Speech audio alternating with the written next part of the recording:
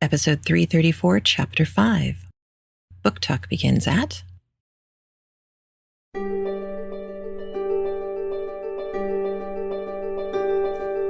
Welcome to CraftLit,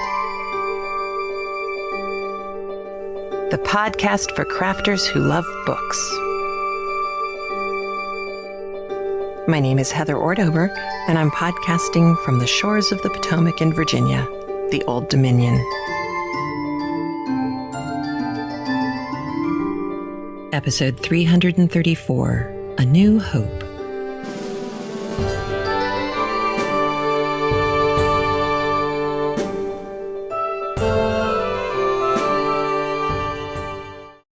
Well, hello, for you Star Wars fans. This is not an episode called A New Hope because Han Solo plays any part in the episode at all, sadly.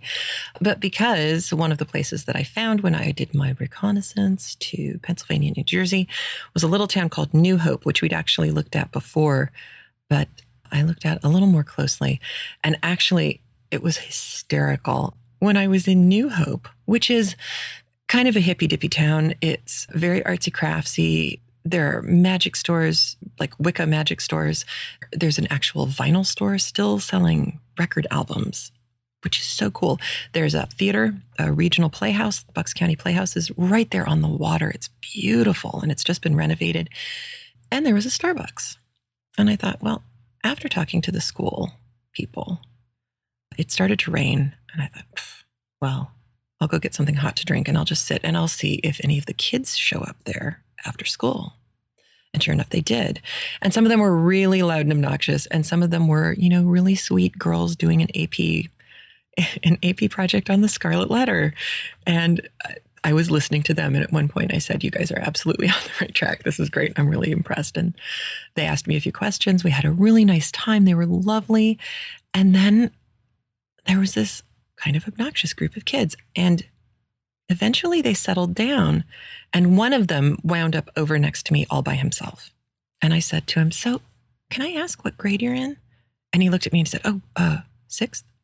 And I thought, holy smoke. I thought this kid was in 8th grade at least. And this was a boy. And so I started talking to him, and I said, well, so my family, I have a son who's a little older than you and another son who's a little younger than you. We're looking at moving somewhere in the area. And I kind of wanted to talk to some kids to find out, how do you like living here? And he said, oh, I really like it. I like it a lot. There's a lot of freedom. We can walk down here after school as long as we have parents' permission. We can walk off the school grounds and come down to this lovely little shopping area that's the kind of the main drag along the river. And they can hang out, and they can walk to the library, and they can walk everywhere. And I thought, oh my gosh, it's all the stuff I liked about Brooklyn without, crime, pollution, or living on top of each other. So that's a plus. And then his friend came and sat down. And this was the kid who had been so annoying and loud and just trying too hard and all of this stuff. And then he sat down and he said, so you're interested in moving here with your family? How old are your children? I told him.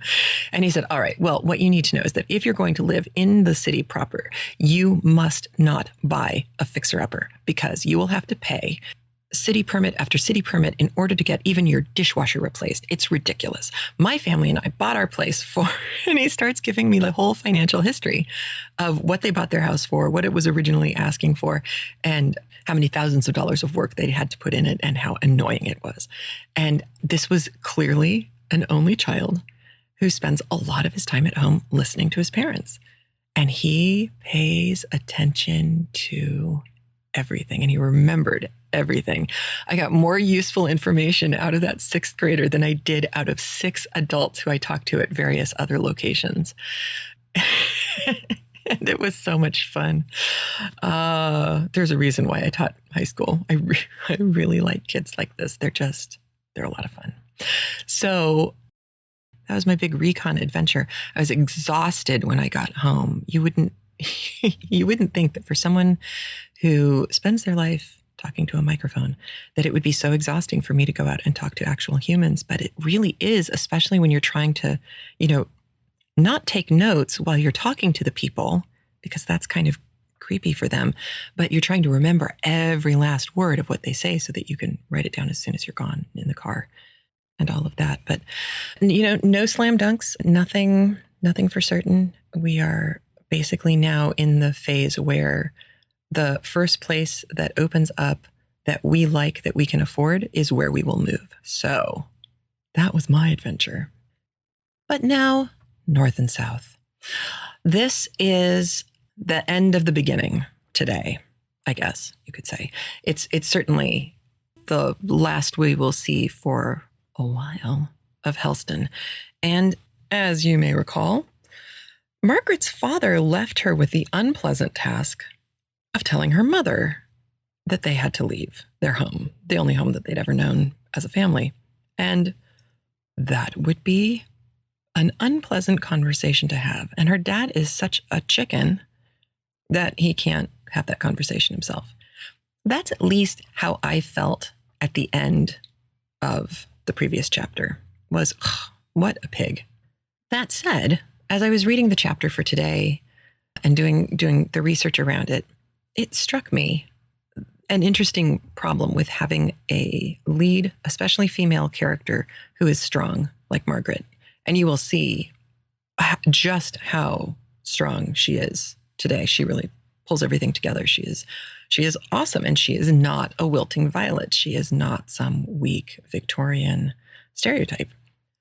One of the difficulties, I think, in writing a character like that is that you have to balance out making them strong on their own lookout. That Margaret is a strong, decisive, intelligent young woman. And that's a given. You can just tell by the way she behaves and how she talks to the people she talks to. And there, you're done. But the other thing that you kind of have to do is create foils for this character. So there have to be people for her to act in opposition to or act differently than. And in this case, Mrs. Gaskell has made the choice to have the father in particular be weaker, and the mother to a certain extent as well, which is interesting because Elizabeth Gaskell's birth mother, died when she was very, very, very, very young. Her father eventually remarried and she went to live with her aunt. We talked about that last week. Her relationship with her father was cordial, but necessarily strained. For whatever perfectly solid reasons, he felt that she was going to have a better life living with her aunt or whatever, which I think Elizabeth Gaskell even commented on as true, that leaving London and going out to the country and living with her aunt was fabulous. And they got along very well. And she had a very happy kind of rambling childhood. But I don't think that can necessarily make up for feeling abandoned by your father. And so I started to think, well, it's a perfectly natural place for Gaskell to go then, not just to make Margaret strong, but to make Mr. Hale in particular a little on the weak side and perhaps not quite as able to cope with reality as one might hope from a father. And then, she comes from a family of dissenters. She comes from a family of people who had voluntarily left the Church of England. So Hale's difficulty, that also didn't seem all that weird or out of the ordinary for Gaskell.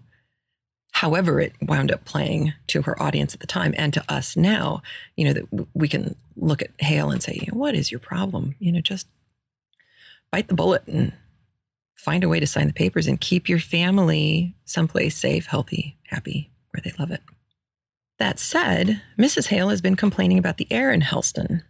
So maybe he saw this as an opportunity to make a change that would be good, useful, valuable to everyone. Although, to combat that idea, it's why would you go to Milton Northern? Why would you go to Manchester, the stand-in for Manchester, if what you were looking for was better air? Because factory towns, not so much good on the better air thing. And in fact, you will learn very specifically what some of the very real problems were for people who lived in and worked in the factories in towns like Manchester, especially the cotton mills. Remember the email that I read to you, very first episode for this book, from our listener whose grandmother never grew an inch again after she started working in the mill. And it's pretty damning information there. And you'll find lots more of it in this book as well. But early on in this chapter, I found that I was thinking to myself, oh, well, Mrs. Hale, she is really not Mrs. Bennet. She is not as self-involved as Elizabeth's mother in Pride and Prejudice. She's not selfish. She is constantly thinking about other people. And Margaret is too, as much as Margaret's understanding of the North and the South and manufacturers versus agrarian laborers, as far as her prejudice in that light goes, she is well aware that the people in their parish need the help and support from her and her family. And in that kind of noblesse oblige situation, because she's been raised to be a lady in London, she does seem to take that job very seriously. And we will see that pop up again in a way that people misunderstand later. But poor Margaret now has to tell her mother, and you will find her being, I think, shockingly proactive for a woman in a book at this time. And with that, I'm going to let you listen to this marvelous chapter, and then we'll talk again at the end. So here you go with Chapter 5 of North and South by Elizabeth Gaskell. Chapter 5. Decision. I ask thee for a thoughtful love, through constant watching wise, to meet the glad with joyful smiles, and to wipe the weeping eyes, and a heart at leisure from itself to soothe and sympathize. Anonymous. Margaret made a good listener to all her mother's little plans for adding some small comforts to the lot of the poorer parishioners. She could not help listening, though each new project was a stab to her heart. By the time the frost had set in, they should be far away from Helston. Old Simon's rheumatism might be bad and his eyesight worse. There would be no one to go and read to him and comfort him with little porringers of broth and good red flannel. Or, if there was, it would be a stranger, and the old man would watch in vain for her. Mary Domville's little crippled boy would crawl in vain to the door and look for her coming through the forest. These poor friends would never understand why she had forsaken them, and there were many others besides. Papa has always spent the income he derived from his living in the parish. I am perhaps encroaching upon the next dues, but the winter is likely to be severe, and our poor old people must be helped. Oh, Mamma, let us do all we can, said Margaret eagerly, not seeing the prudential side of the question, only grasping at the idea that they were rendering such help for the last time. We may not be here long. Do you feel ill, my darling? Asked Mrs. Hale anxiously, misunderstanding Margaret's hint of the uncertainty of their stay at Helston. You look pale and tired. It is this soft, damp, unhealthy air. No, Mamma, it is not that. It is delicious air. It smells of the freshest, purest fragrance after the smokiness of Harley Street. But I am tired. It surely must be near bedtime. Not far off. It is 9:30. You had better go to bed at once, dear. Ask Dixon for some gruel. I will come and see you as soon as you are in bed. I'm afraid you have taken cold, or the bad air from some of the stagnant ponds. Oh, Mamma, said Margaret, faintly smiling as she kissed her mother.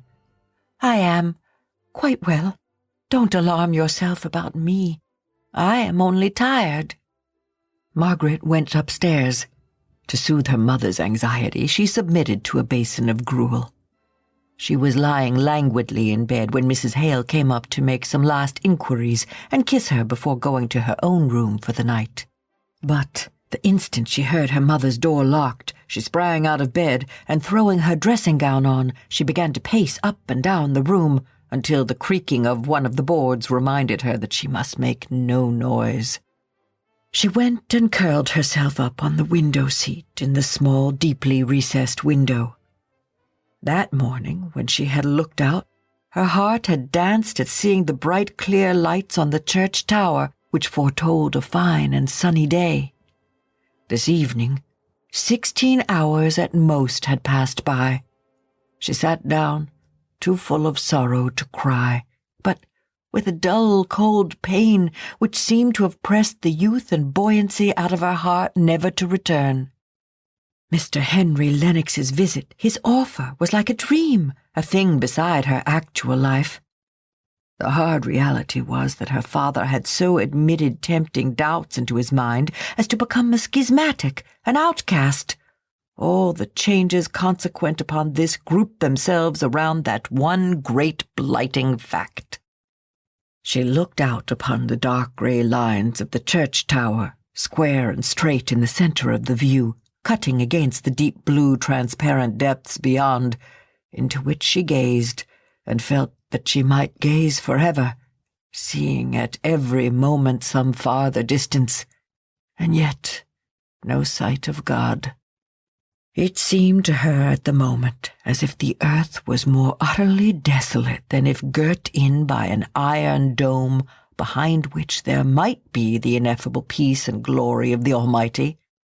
Those never-ending depths of space, in their still serenity, were more mocking to her than any material bounds could be, shutting in the cries of earth's sufferers, which now might ascend into that infinite splendor of vastness and be lost forever before they reached his throne. In this mood her father came in unheard. The moonlight was strong enough to let him see his daughter in her unusual place and attitude. He came to her and touched her shoulder before she was aware that he was there. "Margaret, I heard you were up. I could not help coming in to ask you to pray with me, to say the Lord's Prayer. That will do good to both of us." Mr. Hale and Margaret knelt by the window seat, he looking up, she bowed down in humble shame. God was there, close around them, hearing her father's whispered words. Her father might be a heretic, but had not she, in her despairing doubts not 5 minutes before, shown herself a far more utter skeptic? She spoke not a word, but stole to bed after her father had left her, like a child ashamed of its fault. If the world was full of perplexing problems, she would trust and only ask to see the one step needful for the hour. Mr. Lennox, his visit, his proposal, the remembrance of which had been so rudely pushed aside by the subsequent events of the day, haunted her dreams that night. He was climbing up some tree of fabulous height to reach the branch whereon was slung her bonnet. He was falling, and she was struggling to save him, but held back by some invisible powerful hand. He was dead, and yet, with the shifting of the scene, she was once more in the Harley Street drawing-room, talking to him as of old, and still with a consciousness all the time that she had seen him killed by that terrible fall. Miserable, unresting night. Ill preparation for the coming day. She awoke with a start, unrefreshed, and conscious of some reality worse even than her feverish dreams. It all came back upon her, not merely the sorrow, but the terrible discord in the sorrow. Where, to what distance apart had her father wandered, led by doubts which were, to her, temptations of the evil one? She longed to ask, and yet would not have heard for all the world. The fine crisp morning made her mother feel particularly well and happy at breakfast time. She talked on, planning village kindnesses, unheeding the silence of her husband and the monosyllabic answers of Margaret. Before the things were cleared away, Mr. Hale got up. He leaned one hand on the table, as if to support himself. "I shall not be at home till evening. I am going to Bracy Common and will ask Farmer Dobson to give me something for dinner. I shall be back to tea at 7. He did not look at either of them, but Margaret knew what he meant. By 7 the announcement must be made to her mother. Mr. Hale would have delayed making it till 6:30, but Margaret was of different stuff. She could not bear the impending weight on her mind all the day long. Better get the worst over. The day would be too short to comfort her mother. But while she stood by the window, thinking how to begin, and waiting for the servant to have left the room, her mother had gone upstairs to put on her things to go to the school. She came down ready-equipped, in a brisker mood than usual. "Mother, come round the garden with me this morning, just one turn," said Margaret, putting her arm round Mrs. Hale's waist. They passed through the open window. Mrs. Hale spoke, said something. Margaret could not tell what. Her eye caught on a bee entering a deep-belled flower. When that bee flew forth with his spoil, she would begin. That should be the sign. Out he came. "Mamma, Papa is going to leave Helston," she blurted forth. "He's going to leave the church and live in Milton Northern." There were the 3 hard facts, hardly spoken. "What makes you say so?" asked Mrs. Hale in a surprised, incredulous voice. "Who has been telling you such nonsense?" "Papa himself," said Margaret, longing to say something gentle and consoling, but literally not knowing how. They were close to a garden bench. Mrs. Hale sat down and began to cry. "I don't understand you," she said. "Either you have made some great mistake, or I don't quite understand you." "No, Mother. I have made no mistake. Papa has written to the bishop, saying that he has such doubts that he cannot conscientiously remain a priest of the Church of England, and that he must give up Helston. He has also consulted Mr. Bell, Frederick's godfather, you know, Mamma, and it is arranged that we go to live in Milton Northern." Mrs. Hale looked up in Margaret's face all the time she was speaking these words. The shadow on her countenance told that she, at least, believed in the truth of what she said. "I don't think it can be true," said Mrs. Hale at length. "He would surely have told me before it came to this." It came strongly upon Margaret's mind that her mother ought to have been told, that whatever her faults of discontent and repining might have been, it was an error in her father to have left her to learn of his change of opinion and his approaching change of life from her better informed child. Margaret sat down by her mother and took her unresisting head on her breast, bending her own soft cheeks down caressingly to touch her face. "Dear darling Mamma, we were so afraid of giving you pain. Papa felt so acutely. You know, you are not strong, and there must have been such terrible suspense to go through." "When did he tell you, Margaret?" "Yesterday, only yesterday," replied Margaret, detecting the jealousy which prompted the inquiry. "Poor Papa," trying to divert her mother's thoughts into compassionate sympathy for all her father had gone through. Mrs. Hale raised her head. "What does he mean by having doubts?" she asked.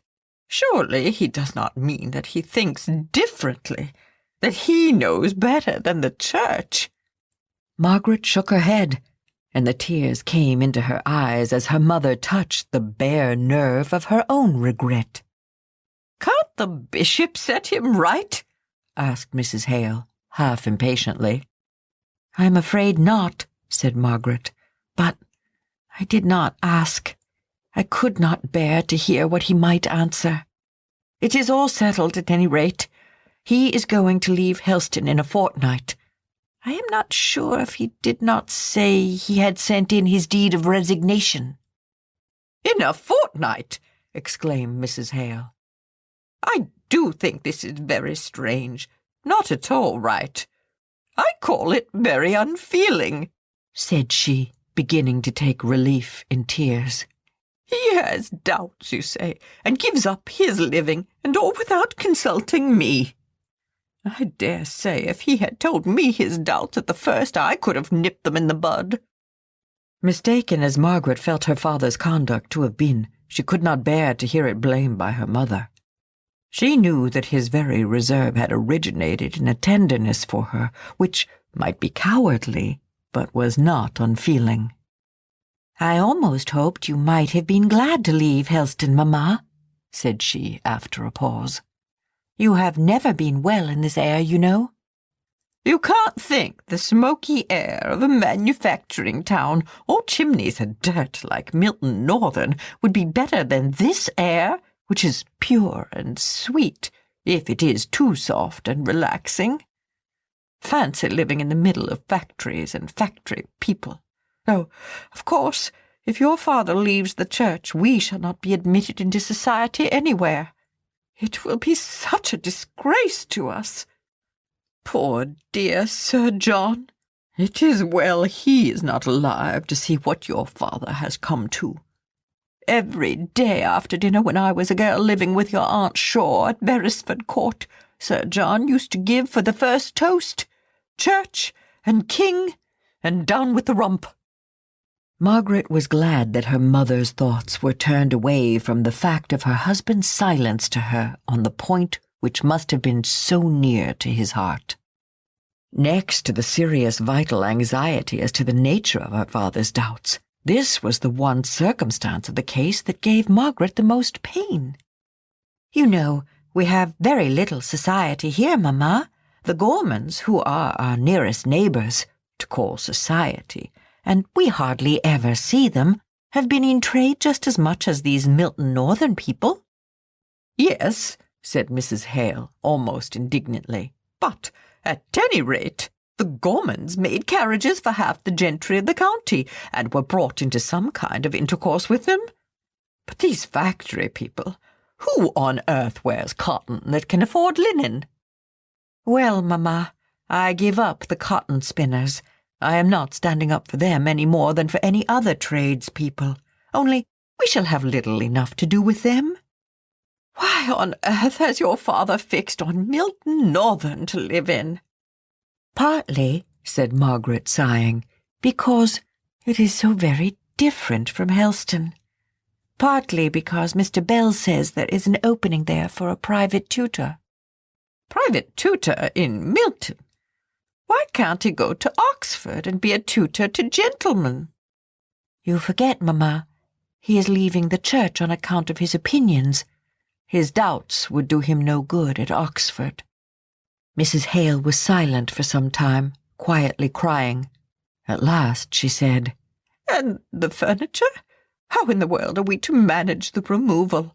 I never removed in my life, and only a fortnight to think about it."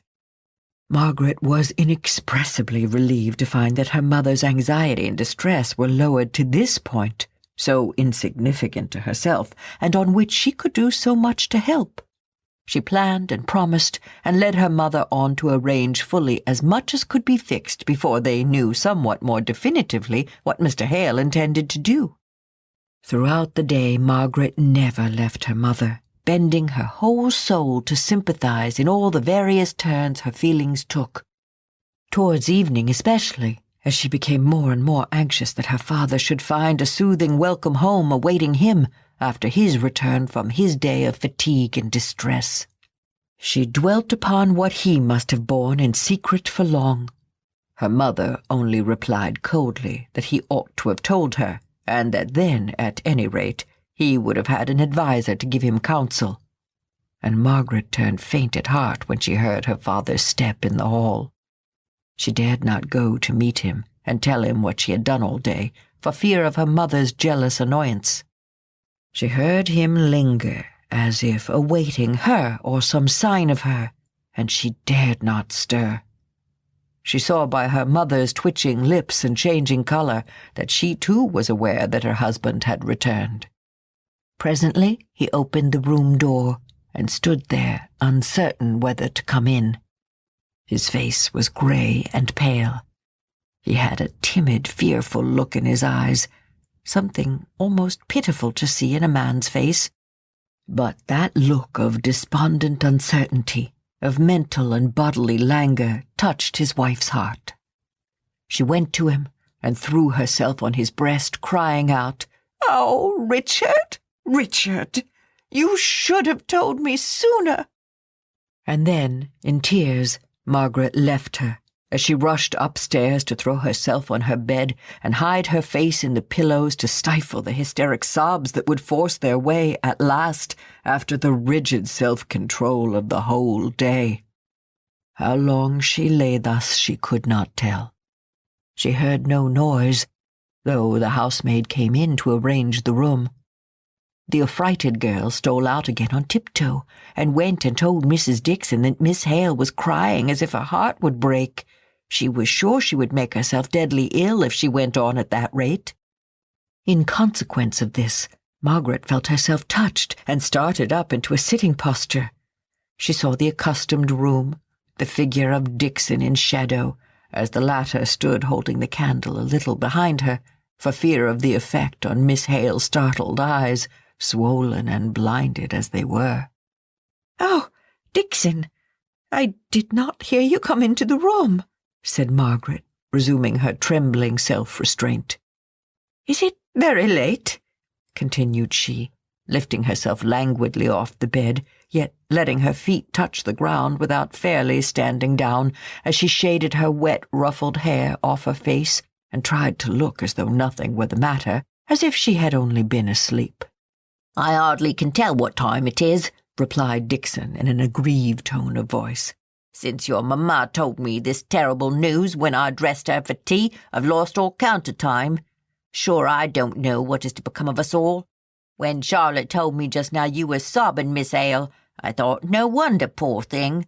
And master thinking of turning dissenter at his time of life, when, if it is not to be said he's done well in the church, he's not done badly after all.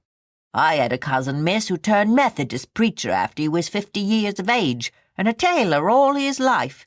But then he had never been able to make a pair of trousers to fit for as long as he'd been in the trade, so it was no wonder. But for master, as I said to missus, what would poor Sir John have said? He never liked your marrying Mr. Hale, but if he could have known it would have come to this, he would have sworn worse oaths than ever, if that was possible."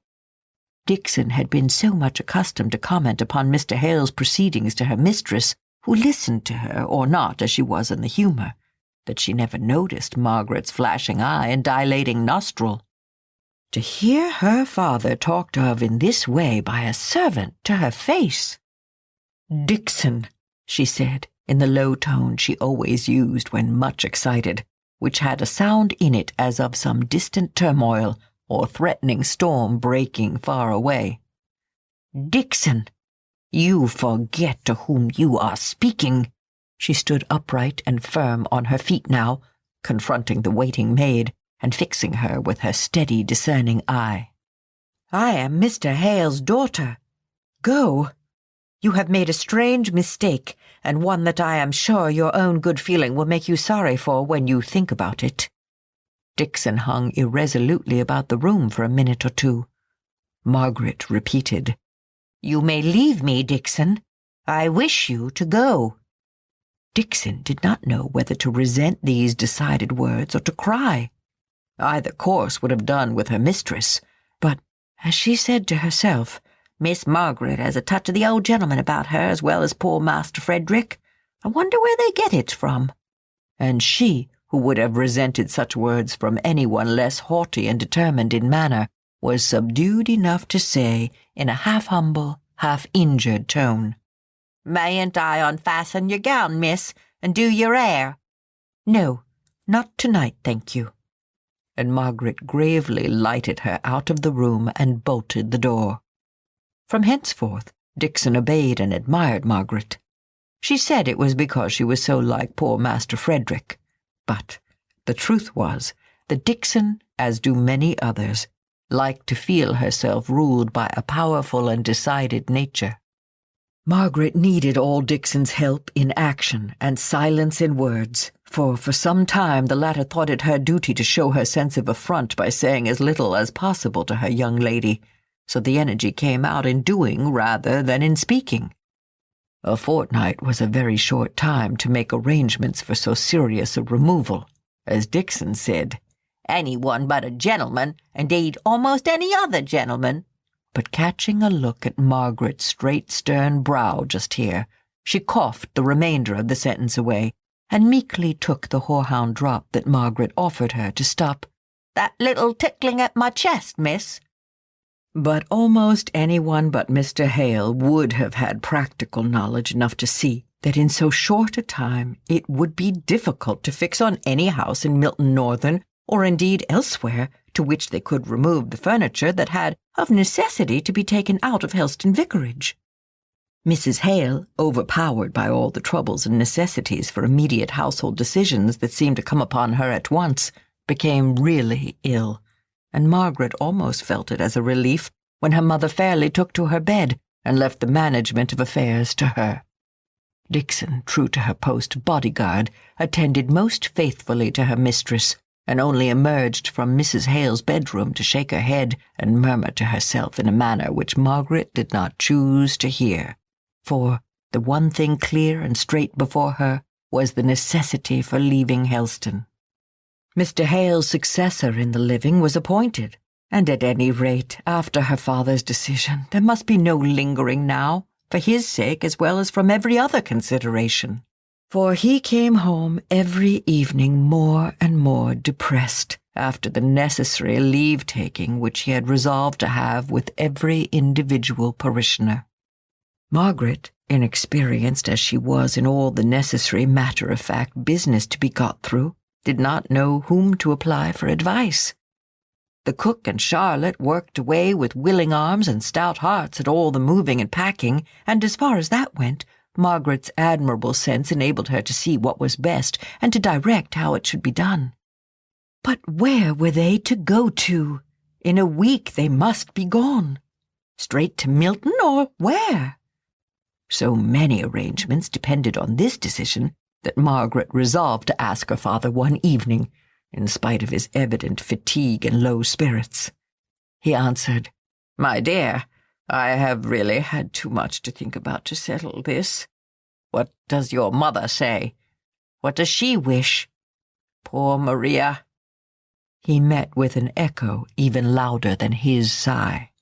Dixon had just come into the room for another cup of tea for Mrs. Hale, and catching Mr. Hale's last words, and protected by his presence from Margaret's upbraiding eyes, made bold to say, "My poor mistress."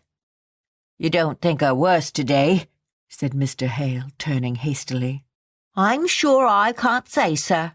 It's not for me to judge. The illness seems so much more on the mind than on the body." Mr. Hale looked infinitely distressed. "You had better take Mamma her tea while it is hot, Dixon," said Margaret, in a tone of quiet authority. "Oh, I beg your pardon, miss. Me thoughts was otherwise occupied in thinking of my of Mrs. Hale." "Papa," said Margaret, "it is this suspense that is bad for you both." "Of course Mamma must feel your change of opinions. We can't help that," she continued softly. "But now the course is clear, at least to a certain point. And I think, Papa, that I could get Mamma to help me in planning, if you could tell me what to plan for. She has never expressed any wish in any way, and only thinks of what can't be helped. Are we to go straight to Milton? Have you taken a house there?" "No," he replied. "I suppose we must go into lodgings and look about for a house."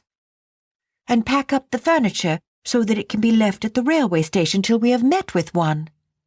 "I suppose so." "Do what you think best, only remember we shall have much less money to spend." They had never had much superfluity, as Margaret knew. She felt that it was a great weight suddenly thrown upon her shoulders. 4 months ago, all the decisions she needed to make were what dress she would wear for dinner, and to help Edith to draw out the lists of who should take down whom in the dinner parties at home. Nor was the household in which she lived one that called for much decision.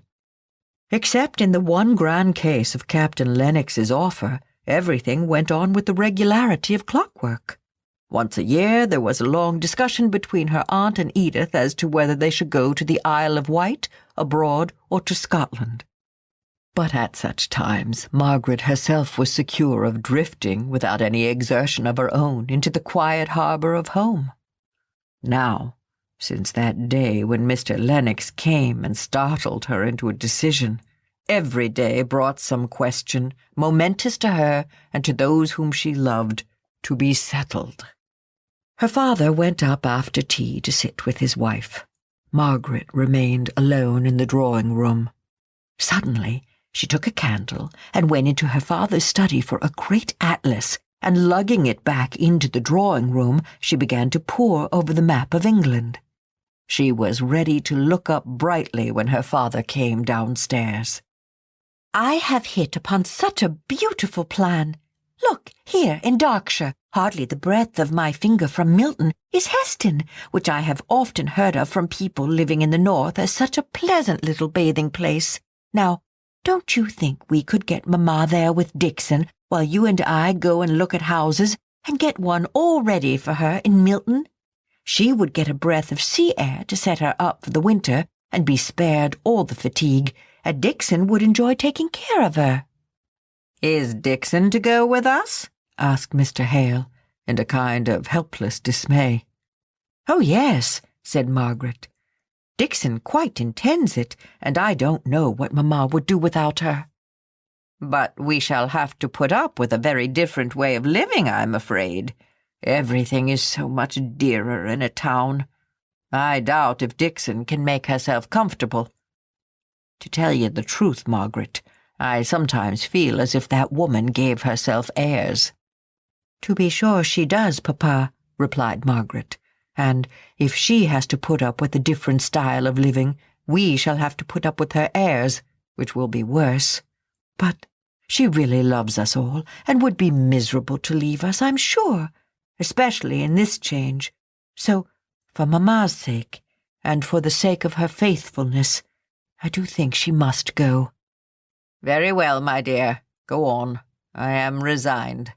How far is Heston from Milton? The breadth of one of your fingers does not give me a very clear idea of distance." "Well, then, I suppose it is 30 miles. That is not much." "Not in distance, but never mind. If you really think it will do your mother good, let it be fixed so." This was a great step.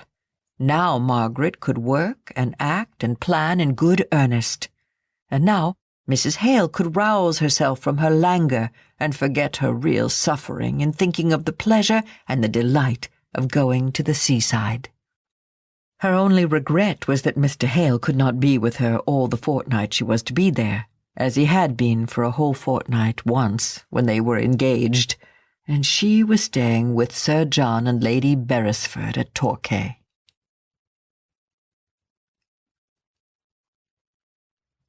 Poor Mrs. Hale.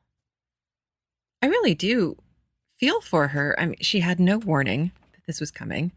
And that last sentence, remembering the time when she and her husband spent a fortnight with Sir John and Lady Beresford, that's the life she was supposed to be growing into, or at least tangentially. I mean, it was certainly respectable to be married to a member of the clergy. So in that respect, she was doing well, although, the chances of you doing well financially depended entirely on where you were stationed. And as we learned from Charlotte Bronte's family's history, that could be at the whim of a single person, a bishop, or it could be at the whim of a group of selectmen who were deciding who and where people went. And this couldn't have been a particularly uncommon problem of having a clergyman who wasn't moving up as fast as perhaps his wife wanted. But Mr. Hale has obviously done himself a disservice in his forward motion in life at this late date. But there were a couple of things in this chapter that I wanted to refocus your attention on. Early on, when Mr. Hale and Margaret kneel and pray together, Elizabeth Gaskell writes, God was there close around them, hearing her father's whispered words. Her father might be a heretic, but had not she, in her despairing doubts not 5 minutes before, shown herself a far more utter skeptic? I think it's important to take a look at that line because, for me, anyway, in the 20th century, the word heretic is a scary one because, for me, it brings up images of the Spanish Inquisition and witch trials and all of this kind of thing. In this case, heretic just means someone who's leaving the church. He's not at any danger of being burnt at the stake or anything like that. And for her being so hard on herself to say that she had been an utter skeptic, that kind of thing always makes me think of the story of Jacob's ladder. Jacob has a dream that he's climbing. There's a ladder going from the earth to heaven, and angels are going up and down on that ladder. And as the story goes on, eventually he winds up wrestling with angels. So you get Jacob's ladder, that's where that comes from. But also this idea of wrestling with angels, wrestling with faith. And my husband had a friend who was going to become a rabbi. And at some point in the process of, the long process of study to become a rabbi, said, I don't think I'm going to be able to do this.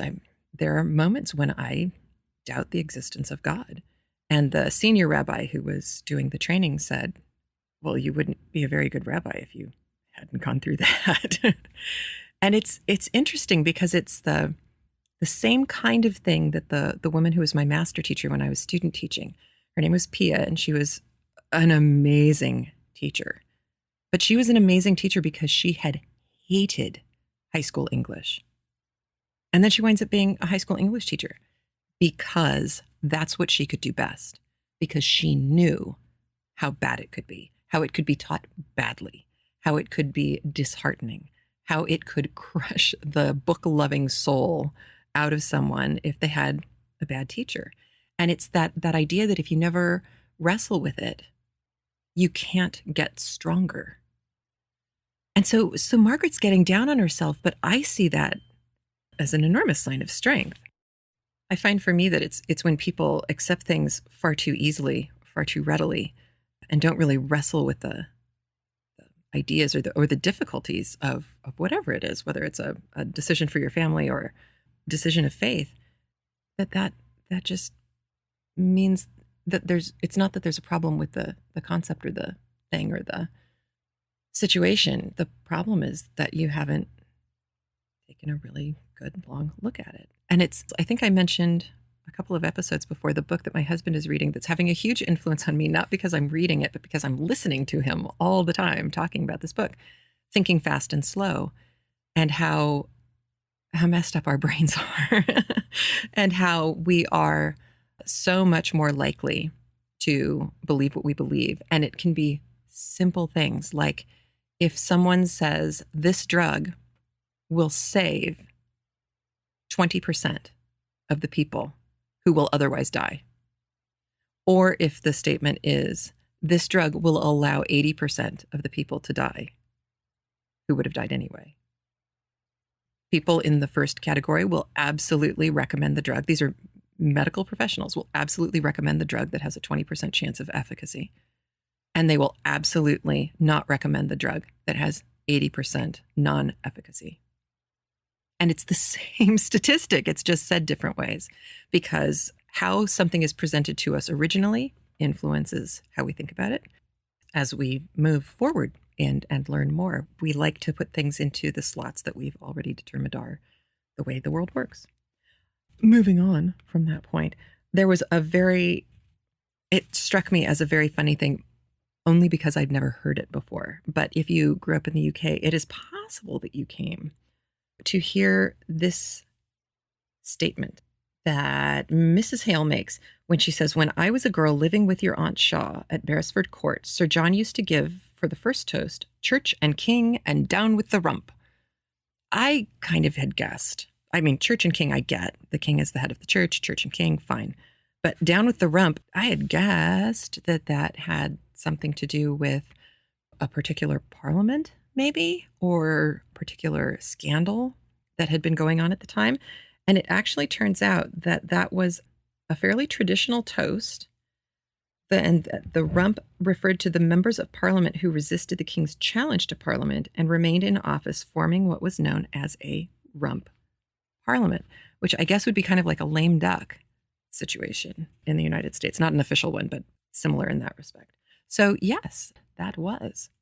And I don't know about you, but I found this one moment to be not only strikingly modern, but very cinematic in its description. It's when Dixon starts to mouth off about Mr. Hale, and Margaret gives her the mom look, and Dixon starts to cough, and Margaret holds out the whorehound drop. It's a cough drop. And Dixon's, oh, thank you. There must be something in my throat. As she covers for herself, insulting Mr. Hale. And it's all kind of, I will allow you to pretend that it was something in your throat, and we will continue to move on forward through this difficulty, but you won't talk about that again in front of me.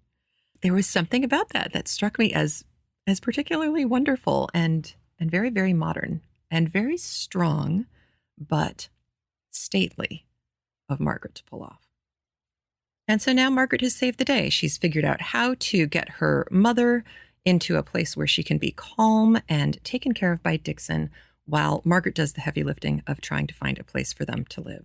And I think we can be pretty certain that Mr. Hale will be not so useful in this endeavor. And that's where we'll leave it for this week. Thank you for donating, subscribing, liking, and reviewing in the past. I hope you have a great week.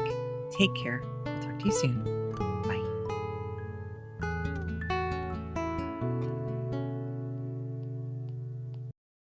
Episode 335.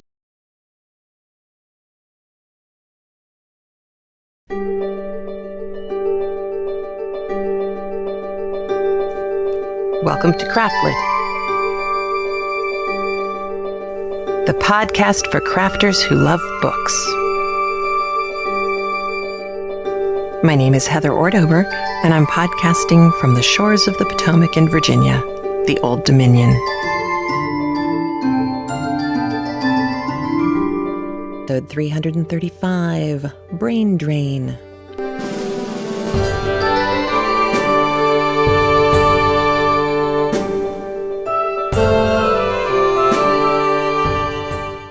Well, hello. I have 2 charming chapters for you today. I'm so excited. And the last little news before we get to the book thing, I mentioned that my memory is kind of sketchy because I've been very tired lately. And it was funny because a week or 2 ago, I got a very funny email from a listener who is back listening to The Scarlet Letter. And from time to time, this happens with people who find out about CraftLit and it's, 2014, and they say, oh gosh, look, I just discovered this, and there's 8 years of audiobooks that I can go back and listen to. And they go back to the beginning and they listen from the beginning up till now. And so they're living my life and the stories that I've told and the things that I shared from 2006 on till now. And so some very strange things happen. And I know I've mentioned before that I can always tell when people are listening to Frankenstein because I start getting emails saying, how are you feeling? Are you okay? And it's because that's when I had the previous horrible respiratory infection, that flu thing where I was recording saying, I really want to record this week, but I don't think I can. And then they write and they're concerned and I say, oh, I'm feeling much better now. Well, another listener wrote and said, I find it funny that you're back in these episodes complaining about aging. And here you are 20 years younger than me. And yet I feel better than you sound. And I guessed. And I wrote back and said, are you listening to The Scarlet Letter? And she wrote back and said, why, yes, I am. And I said, right, because that was the year that I had 24-hour-day migraines for 8.5 weeks before we figured out that I couldn't eat gluten. And sure enough, the next episode she listened to was the one where we said, hey, guess what? I feel much better now that I'm not poisoning myself. Well, a similar kind of parallel thing has been happening for the last 6 months. Instead of having 24-hour-day migraines, I've been getting intermittent headaches. But lately, since September or October, I've been getting these phantom smells, these olfactory hallucinations is what they tell me they're called. And this is, you all have had the experience, I am sure, of all of a sudden waking up at night and thinking, oh my gosh, I left the oven on. Or you drive away to go somewhere and think, oh, I left the iron plugged in and on, and oh my gosh, my house is going to burn down. And Spalding Gray has some very funny things to say about this. If you ever saw Swimming to Cambodia, where he left his money on the beach, in his wallet on the beach. And so I am familiar with that mental state of distraction and abstraction. But this was a whole new level of it, where I would wake up in the night and smell toxic chemicals, or maybe something that smelled like dead things had crawled into, or something had crawled into the air duct and died. And then that morphed from horrible toxic smells and potentially the smell of death into burnt soup. And it was the burnt soup that tipped me off that perhaps this wasn't real, because I hadn't cooked any soup. And we've lost our neighbors on both sides because, as I mentioned, they're tearing our building down. And so everybody is slowly, it's like the war of attrition. Everybody's just kind of leaving one by one. And so we have nobody next to us on either side. So it's not their cooking that I'm smelling. So I've learned over the last year that crowdsourcing health information is actually quite useful when the friends that you are crowdsourcing it from are really smart. And so I tweeted, what would it mean if you smelled burnt soup that didn't actually exist? And I got an interesting range of responses. People who knew me, Sally, actually, at Knit Companion, tweeted and said, you need to go see a doctor now because that can be very serious. And then some random person who I don't know wrote back and said, how do you know it's not real? And I wrote back and said, because nobody else can smell it. And I can smell it whether I'm at home or at the Phillips Gallery or at the Corcoran Gallery or on the train or in my car or out at a park. It's burnt soup is following me. So I finally did go see a neurologist, and you will not believe what the recommendation was. It is not gluten. It is not diet. It is not a brain tumor, because we did the MRI. And while I have a pineal cyst, which has grown since 2009 when they did the brain scan when the gluten thing happened, it turns out that pineal cysts come and go all the time. They get bigger, they get smaller. It's simply spinal fluid that's gotten trapped near the pineal gland. It is no big deal unless it gets so big that it cuts off your spinal fluid, at which point, before that ever happened, the headaches would be extreme and they would get worse when I lied down. That's not what's happening. So yay for that, but boo for headaches and olfactory hallucinations. The neurologist I went to thinks it's a sleep disorder. So today I went in for my first test, and it was so cool. For those of you who are tech geek, sciencey, medically people, they have this conductive goo. It really is. It's goo. It looks kind of like wax. And they have to put these little electrodes all over your head. The electrodes themselves are gold, because gold is very conductive. So unfortunately, I wasn't able to bring one of these home to show my kids because they're gold. But they had, multicolored wires coming off all over the top of my head. I looked exactly like Rick Moranis in Ghostbusters, except without the colander on my head. And then they did this whole thing. And I know some listeners, because I've been talking about this on Facebook, some listeners on Facebook have said, oh yeah, I had that done, 20 years ago. And it's the same thing. It was really cool. They flash lights while your eyes are closed and you see all sorts of pretty patterns and stuff. But they measure your heart rate, and that's going from back of the hand to back of the hand. So they're measuring your heartbeat to see if there are any changes there. And then they're measuring your brain waves. And I'll be darned if the guy didn't print out a page of my brainwaves for me to bring home to show the boys, because they would think this was cool. One of the things he has you do is blink 3 times. So open your eyes, close your eyes, open your eyes, close your eyes, blink 3 times, blink, blink, blink. And there it is on the page. You can see my brainwaves reacting to sudden stimulus from my eyes.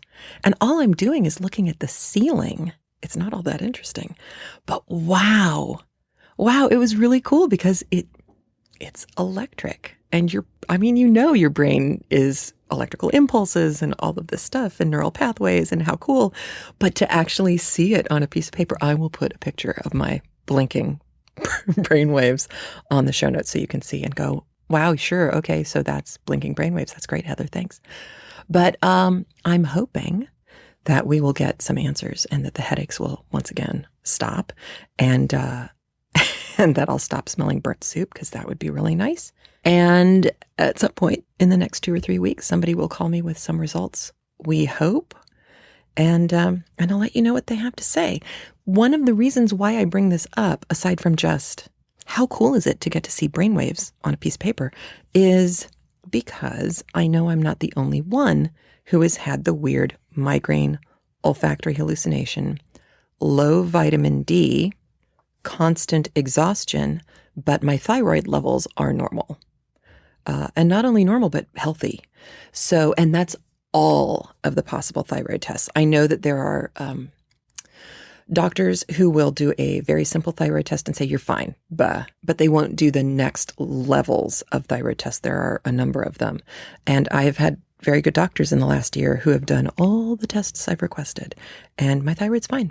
And yet I'm exhausted. I get headaches, and now I'm smelling this weird stuff. And so I'm hoping that whatever they figure out with me is something that then you, who are also having similar problems, can use when you go and talk to your doctor and say, well, you know, I have this friend, Heather, who I've never actually met in person, but I know this about her.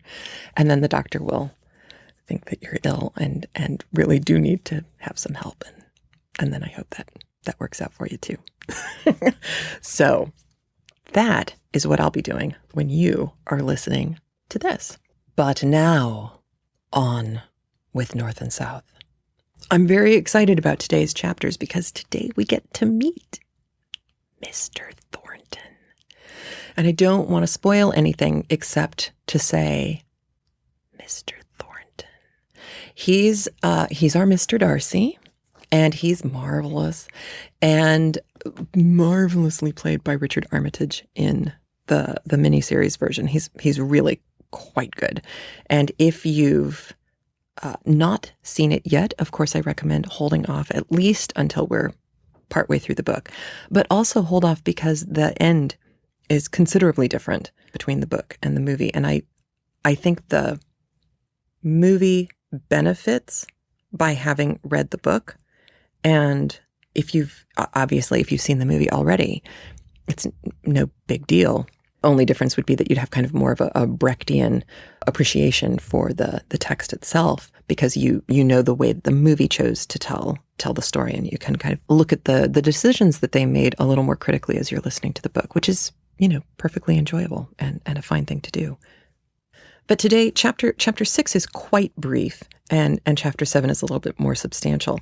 But we're winding down in Helston, and so we don't have a whole lot that is going to happen before Margaret and her family take off. And so that's the chapter 6 part of our story today. There are some interesting things that Margaret mentions today, things that she seems to be quite liberal about. And I found it really surprising. I don't know if you've ever read the Roald Dahl book, Danny, Champion of the World. It may be my favorite Roald Dahl book. It's certainly the least like his other books, I think. It is not Matilda. It is not Charlie and the Chocolate Factory. It's a very sweet, touching story about a boy and his father. And his father happens to poach pheasants. I think he's reformed at the beginning of the book, but then they have a big adventure. And that was my first experience with the concept of poaching, which is not something that you hear about a whole lot in the United States, depending on where you live and how much hunting goes on around you. But it's certainly a topic of discussion in other countries, and the UK is one of them. Listen to how Margaret talks about poachers and poaching, and put that into place with her attitudes towards the agrarian lifestyle and agrarian workers, and also her support of them, her own physical industry. And in supporting them, she knows they're poor. She knows they need help. She knows they need support. She brings them food. She takes care of their children. She is there as part of their infrastructure. And then how she talks about the mercantile class, or the people who are, as we're going to meet in Milton Northern, the masters and the hands. We'll talk more about this on the flip side. I'm sure people on Ravelry will talk about this as well. And you're always welcome to leave your comments in the show notes at craftlit.com for this is episode 335. But I did find it curious listening to her talk about the poachers. And I cannot help but think that Gaskell did it on purpose. So I'm curious to see what you think about it as well. There is also in chapter 6 a reference that to our modern ears, those of us who haven't read the Aeneid, or certainly not read it in Greek, might have just gone right over our heads. She has this throwaway line that Margaret runs swift as Camilla. And I went, what? And it turns out that in the Aeneid, Virgil's Aeneid, there's a character named Camilla. She's the virgin queen of the Volscians. I think that's how you pronounce it. Someone correct me, please. And Virgil says that she was so swift, she was such a fast runner, that she could run over a field of corn without bending a single blade, or make her way over the sea without ever wetting her feet. So the chick was fast, is what we learn. And that means Margaret was hustling. But Margaret's young and she's energetic and she's used to living in the country when she's not in London being a lady. And so it shouldn't surprise anyone that she can move it when she needs to. But I thought that was a pretty interesting way to phrase it. I kind of liked that. I also wanted to let you know, this actually goes back to a previous episode where we talked about Edith and Margaret's Indian shawls. Indian shawls pop up again in today's chapters. And one of our listeners, Amrita, posted a couple of links on our Facebook page. And that goes into talking about the cashmere shawls, these amazingly beautifully detailed paisley and other designs, Indian shawls that were cashmere from Kashmir. So I'll be sharing those links with you on the show notes today, but also wanted to remind you that if you are on Facebook, you are always welcome to join in. There's a split at this time in the English economy. There are the cotton producers in northern England who are making very nice cotton fabric, which they are shipping outside of England because no one inside of England will buy it. They will be buying cotton and linen from elsewhere, from India, and not from home. This entire industry shifts and changes and morphs at different times, and I'll be getting more into the history of cotton and linen production, both inside and outside the UK eventually. But I wanted to give you a heads up that is an important topic that we will start to deal with. And if you've been wondering, where is that Victorian scholar that Heather talked about, Larry Effelman, I've been going back and cataloging all of our conversations that I recorded, and part of the problem is we dropped a whole bunch of spoilers while we were talking, and so I'm having to fairly judiciously clip what we talked about. And consequence, you're going to be hearing from him, from the two of us, from time to time throughout the entire book, and then you'll hear a whole bunch of us at the end of the book. But today I'll be able to play you the first clip of Larry and me discussing Margaret and Mr. Hale and Mr. Thornton and some of the finer aspects of this marvelous book. Now, last week in the show notes, I put up a map of where Manchester is, or at least the county that Manchester is within, on the show notes. I will leave that map up again this week, but that map is up there and you'll see why Margaret had this plan for how they would get themselves up. And you'll notice in today's chapters that Margaret is doing an awful lot of planning and her parents are doing an awful not lot of planning. And at one point, Margaret has a really funny comment. She's like, oh, and I'm overwhelmed with all of my fabulous planningness. Here, let me think of some other brilliant solution. And it's just this kind of funny way for her to put it. But it's marvelous because you really do get the fact that she's kind of jazzed by all of this new power and control that she's experiencing. And that's kind of great because God knows her family needs her to step up in this very difficult time. And there she is. For those of you who have listened to, there were these Victorian bathing machines that were little carts, like little caravan wagons that they had that would start at your little dressing booth. So you'd go from your private dressing booth into the little caravan wagon, and then they would run a horse, walk a horse or a donkey up the beach behind you towards the land. And that donkey would be attached to a rope, and a rope would go all the way out into the ocean to a pulley way out in the ocean. And then it would come back around that pulley to your little bathing caravan.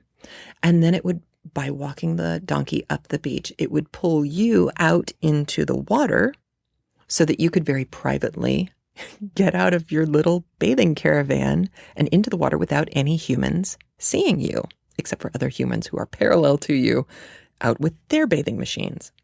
I found this all to be an incredibly marvelous invention to get you from your changing room into the water without anyone seeing you. And how Victorian was that? I think that that's what these donkey boys are doing, that they're not just transporting you across the sand close to the water, but they're also there to drive the donkey so that they can get you into the water without actually being seen by the riffraff, you know. There's also what I thought was a pretty interesting description by Margaret about wallpaper. And this is one of those places where I didn't pick up on it until I'd listened a couple of times. But she talks about the way that the apartment, or the way that the house that they're looking at, one of the rooms has been wallpapered, and she's appalled. It's bright colors is what it sounds like. And she talks about how these are the kind of mistakes in furnishing that people who don't have taste will make. And it just, oh my gosh, it just sounds like people's modern day comments about the nouveau riche, or the new wealthy, this, new class of people who have money but no taste. Money doesn't care who owns it, that kind of thing. And at first I kind of, wrinkled my nose at her. And then I thought, well, no, she's really stuck because she's been raised to have elegant taste.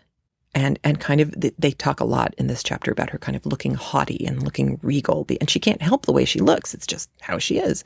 And of course, it's how she's been trained. And yet, she has no money. They're looking for a house for £30 a year. And you compare that to our stories of Darcy and Bingley and how many thousands of pounds a year they've got. And you think, wow, this is a huge disconnect for her, going from being raised to be a princess, basically, and now very much living as a pauper. But listen to the last two sentences of the chapter 7, and it'll make you smile. So here we go with chapters 6 and 7 of North and South by Elizabeth Gaskell.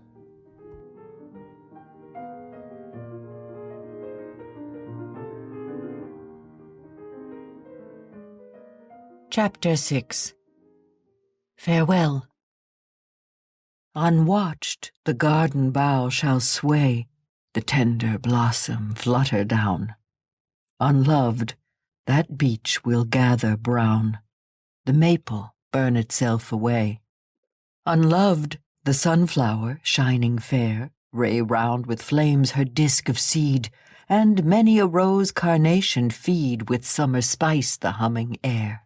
Till from the garden and the wild a fresh association blow, and year by year the landscape grow familiar to the stranger's child. As year by year the labourer tills his wonted glebe or lops the glades, and year by year our memory fades from all the circle of the hills. Tennyson. The last day came. The house was full of packing cases, which were being carted off at the front door to the nearest railway station. Even the pretty lawn at the side of the house was made unsightly and untidy by the straw that had been wafted upon it through the open door and windows. The rooms had a strange echoing sound in them, and the light came harshly and strongly in through the uncurtained windows, seeming already unfamiliar and strange. Mrs. Hale's dressing room was left untouched to the last, and there she and Dixon were packing up clothes and interrupting each other every now and then to exclaim at and turn over with fond regard some forgotten treasure in the shape of some relic of the children when they were yet little. They did not make much progress with their work. Downstairs, Margaret stood calm and collected, ready to counsel or advise the men who had been called in to help the cook and Charlotte. These two last, crying between whiles, wondered how the young lady could keep up so this last day, and settled it between them that she was not likely to care much for Helston, having been so long in London. There she stood, very pale and quiet, with her large, grave eyes observing everything, up to every present circumstance, however small.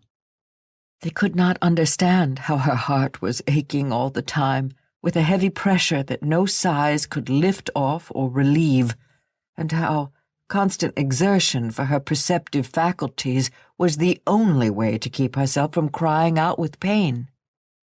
Moreover, if she gave way, who was to act?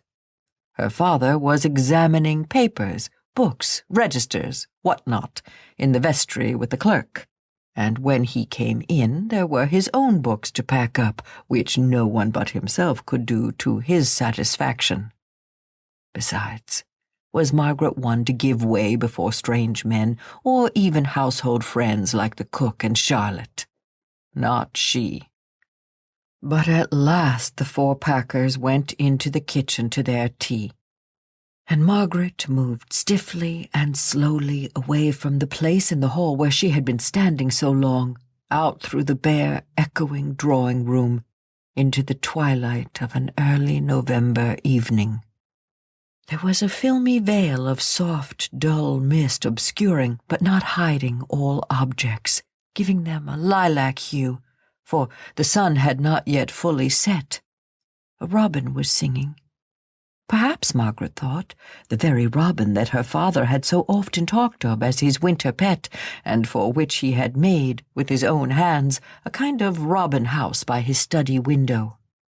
The leaves were more gorgeous than ever. The first touch of frost would lay them all low on the ground. Already one or two kept constantly floating down, amber and golden in the low slanting sun rays. Margaret went along the walk under the pear-tree wall. She had never been along it since she paced it at Henry Lennox's side. Here, at this bed of time, he began to speak of what she must not think of now.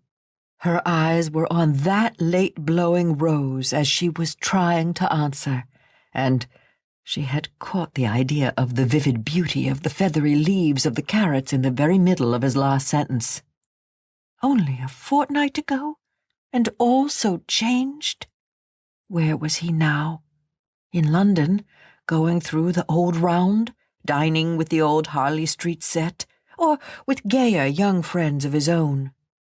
Even now, while she walked sadly through that damp and drear garden in the dusk, with everything falling and fading and turning to decay around her, he might be gladly putting away his law books after a day of satisfactory toil, and freshening himself up, as he had told her he often did, by a run in the Temple Gardens, taking in the while the grand, inarticulate, mighty roar of tens of thousands of busy men, nigh at hand but not seen, and catching ever, at his quick turns, glimpses of the lights of the city coming up out of the depths of the river. He had often spoken to Margaret of these hasty walks, snatched in the intervals between study and dinner. At his best times and in his best moods had he spoken of them, and the thought of them had struck upon her fancy. Here there was no sound. The robin had gone away into the vast stillness of night. Now and then a cottage door in the distance was opened and shut, as if to admit the tired labourer to his home. But that sounded very far away. A stealthy, creeping, crunching sound among the crisp fallen leaves of the forest beyond the garden seemed almost close at hand. Margaret knew it was some poacher. Sitting up in her bedroom this past autumn, with the light of her candle extinguished, and purely reveling in the solemn beauty of the heavens and the earth, she had many a time seen the light, noiseless leap of the poachers over the garden fence, their quick tramp across the dewy, moonlit lawn, their disappearance in the black, still shadow beyond. The wild, adventurous freedom of their life had taken her fancy. She felt inclined to wish them success. She had no fear of them. But tonight she was afraid. She knew not why. She heard Charlotte shutting the windows and fastening up for the night, unconscious that anyone had gone out into the garden. A small branch, it might be of rotten wood, or it might be broken by force, came heavily down in the nearest part of the forest. Margaret ran, swift as Camilla, down to the window and rapped at it with a hurried tremulousness which startled Charlotte within. "Let me in! Let me in! It is only me, Charlotte!" Her heart did not still its fluttering till she was safe in the drawing-room, with the windows fastened and bolted and the familiar walls hemming her round, shutting her in. She had sat down upon a packing-case. Cheerless, chill was the dreary and dismantled room. No fire nor other light but Charlotte's long, unsnuffed candle. Charlotte looked at Margaret with surprise, and Margaret, feeling it rather than seeing it, rose up. "I was afraid you were shutting me out altogether, Charlotte," said she, half smiling. "And then you would never have heard me in the kitchen, and the doors into the lane and churchyard are locked long ago." "Oh, miss, I should have been sure to have missed you soon. The men would have wanted you to tell them how to go on, and I had put tea in the master's study as being the most comfortable room, so to speak." "Thank you, Charlotte. You are a kind girl. I shall be sorry to leave you. You must try and write to me, if I can ever give you any little help or good advice. I shall always be glad to get a letter from Helston, you know. I shall be sure and send you my address when I know it." The study was all ready for tea. There was a good blazing fire and unlighted candles on the table. Margaret sat down on the rug, partly to warm herself, for the dampness of the evening hung about her dress, and over-fatigue had made her chilly. She kept herself balanced by clasping her hands together round her knees. Her head dropped a little towards her chest. The attitude was one of despondency, whatever her frame of mind might be. But when she heard her father's step on the gravel outside, she started up, and hastily shaking her heavy black hair back, and wiping a few tears away that had come on her cheeks, she knew not how, she went out to open the door for him. He showed far more depression than she did. She could hardly get him to talk, although she tried to speak on subjects that would interest him, at the cost of an effort every time, which she thought would be her last. "Have you been on a very long walk today?" asked she, on seeing his refusal to touch food of any kind. "As far as Fordham Beeches. I went to see Widow Maltby. She is sadly grieved at not having wished you good-bye. She says little Susan has kept watch down the lane for days past. Nay, Margaret, what is the matter, dear?" The thought of the little child watching for her, and continually disappointed, from no forgetfulness on her part, but from sheer inability to leave home, was the last drop in poor Margaret's cup, and she was sobbing away as if her heart would break. Mr. Hale was distressingly perplexed. He rose and walked nervously up and down the room. Margaret tried to check herself, but would not speak until she could do so with firmness. She heard him talking, as if to himself. "I cannot bear it. I cannot bear to see the sufferings of others. I think I could go through my own with patience. Oh, is there no going back?" "No, father," said Margaret, looking straight at him and speaking low and steadily. "It is bad to believe you in error. It would be infinitely worse to have known you a hypocrite." She dropped her voice at the last few words, as if entertaining the idea of hypocrisy for a moment in connection with her father savoured of irreverence. "Besides," she went on, "it is only that I am tired tonight. don't think that I am suffering from what you have done, dear Papa. We can't either of us talk about it tonight, I believe, said she, finding that tears and sobs would come in spite of herself. I had better go and take Mamma up this cup of tea. She had hers very early when I was too busy to go to her, and I am sure she will be glad of another now. Railroad time inexorably wrenched them away from lovely, beloved Helston the next morning. They were gone. They had seen the last of the long, low parsonage home, half covered with china roses and pyracanthus. More homelike than ever in the morning sun that glittered on its windows, each belonging to some well-loved room. Almost before they had settled themselves into the car sent from Southampton to fetch them to the station, they were gone away, to return no more. A sting at Margaret's heart made her strive to look out to catch the last glimpse of the old church tower at the turn, where she knew it might be seen above a wave of the forest trees. But her father remembered this too, and she silently acknowledged his greater right to the one window from which it could be seen. She leant back and shut her eyes, and the tears welled forth and hung glittering for an instant on the shadowing eyelashes before rolling slowly down her cheeks and dropping unheeded on her dress. They were to stop in London all night at some quiet hotel.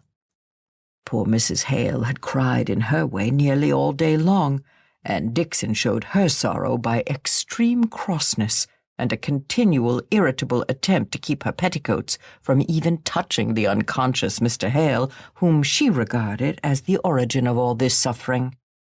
They went through the well-known streets, past houses which they had often visited, past shops in which she had lounged impatient by her aunt's side, while that lady was making some important and interminable decision, nay, absolutely past acquaintances in the streets.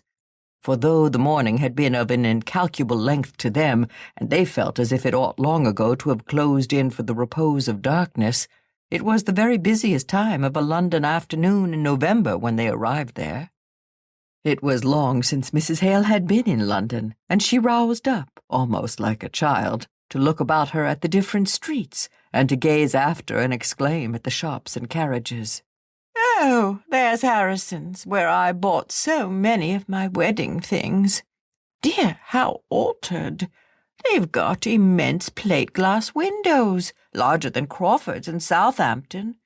Oh, and there, I declare, no, it is not. Yes, it is. Margaret, we have just passed Mr. Henry Lennox. Where can he be going among all these shops?"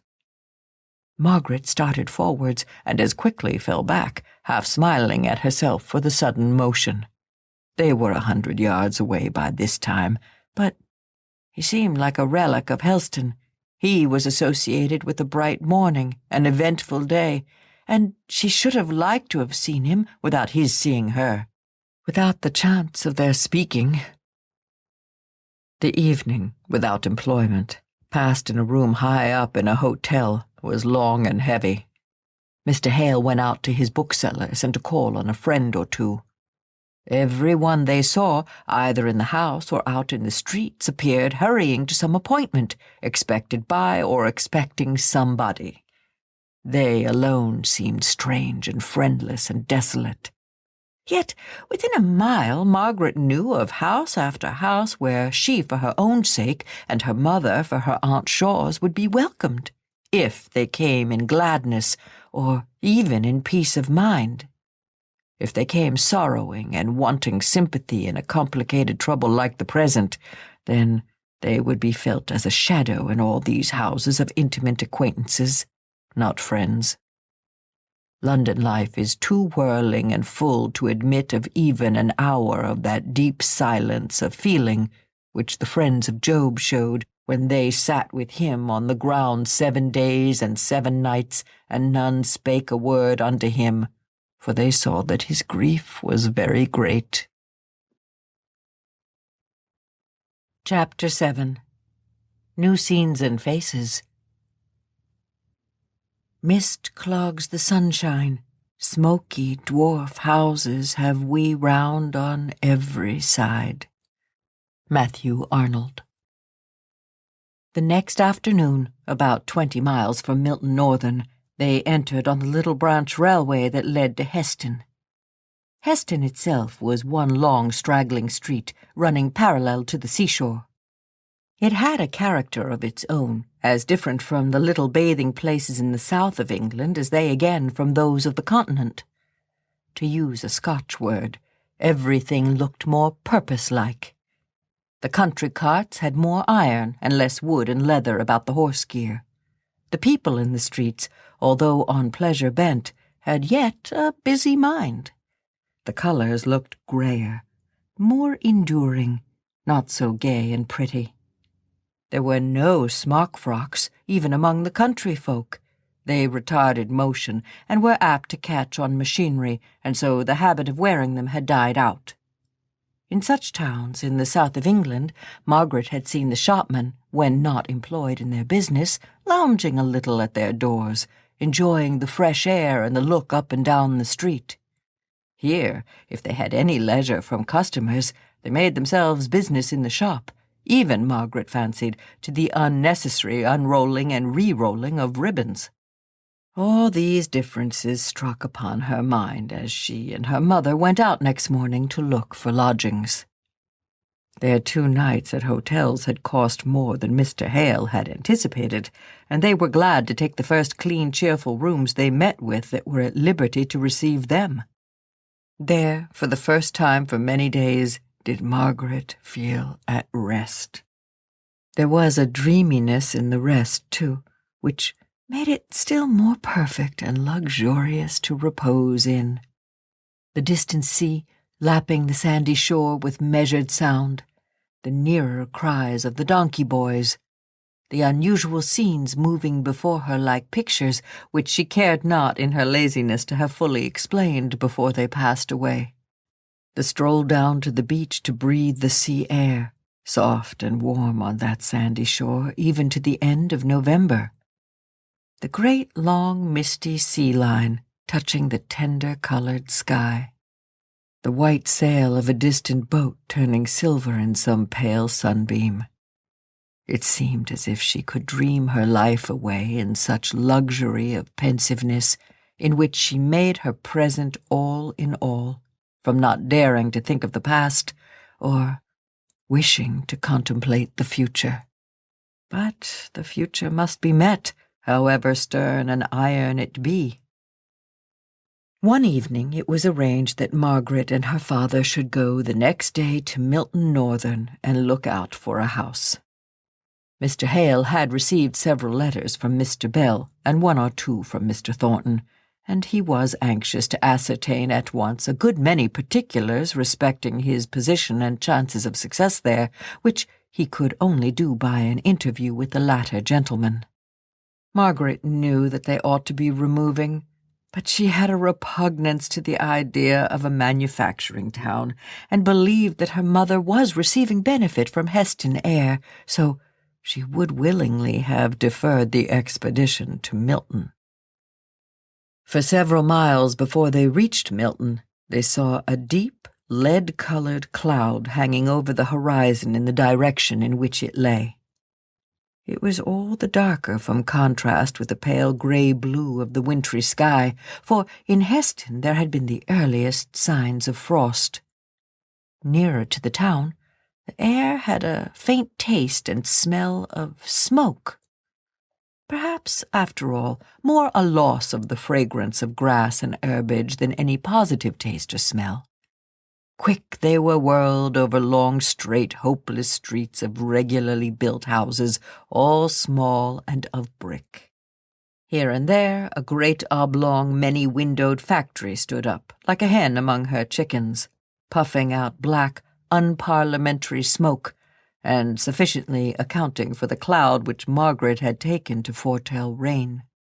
As they drove through the larger and wider streets from the station to the hotel, they had to stop constantly. Great loaded lorries blocked up the not over-wide thoroughfares. Margaret had now and then been into the city in her drives with her aunt, but there the heavy, lumbering vehicles seemed various in their purposes and intent. Here every van, every wagon and truck bore cotton, either in the raw shape in bags or the woven shape in bales of calico. People thronged the footpaths, most of them well-dressed as regarded the material, but with a slovenly looseness which struck Margaret as different from the shabby, threadbare smartness of a similar class in London. "New Street," said Mr. Hale. "This, I believe, is the principal street in Milton. Bell has often spoken to me about it. It was the opening of this street from a lane into a great thoroughfare 30 years ago, which has caused his property to rise so much in value. Mr. Thornton's mill must be somewhere not very far off, for he is Mr. Bell's tenant. But I fancy he dates from his warehouse." "Where is our hotel, Papa?" "Close to the end of the street, I believe. Shall we have lunch before or after we have looked at the houses we marked in the Milton Times?" "Oh, let us get our work done first." "Very well.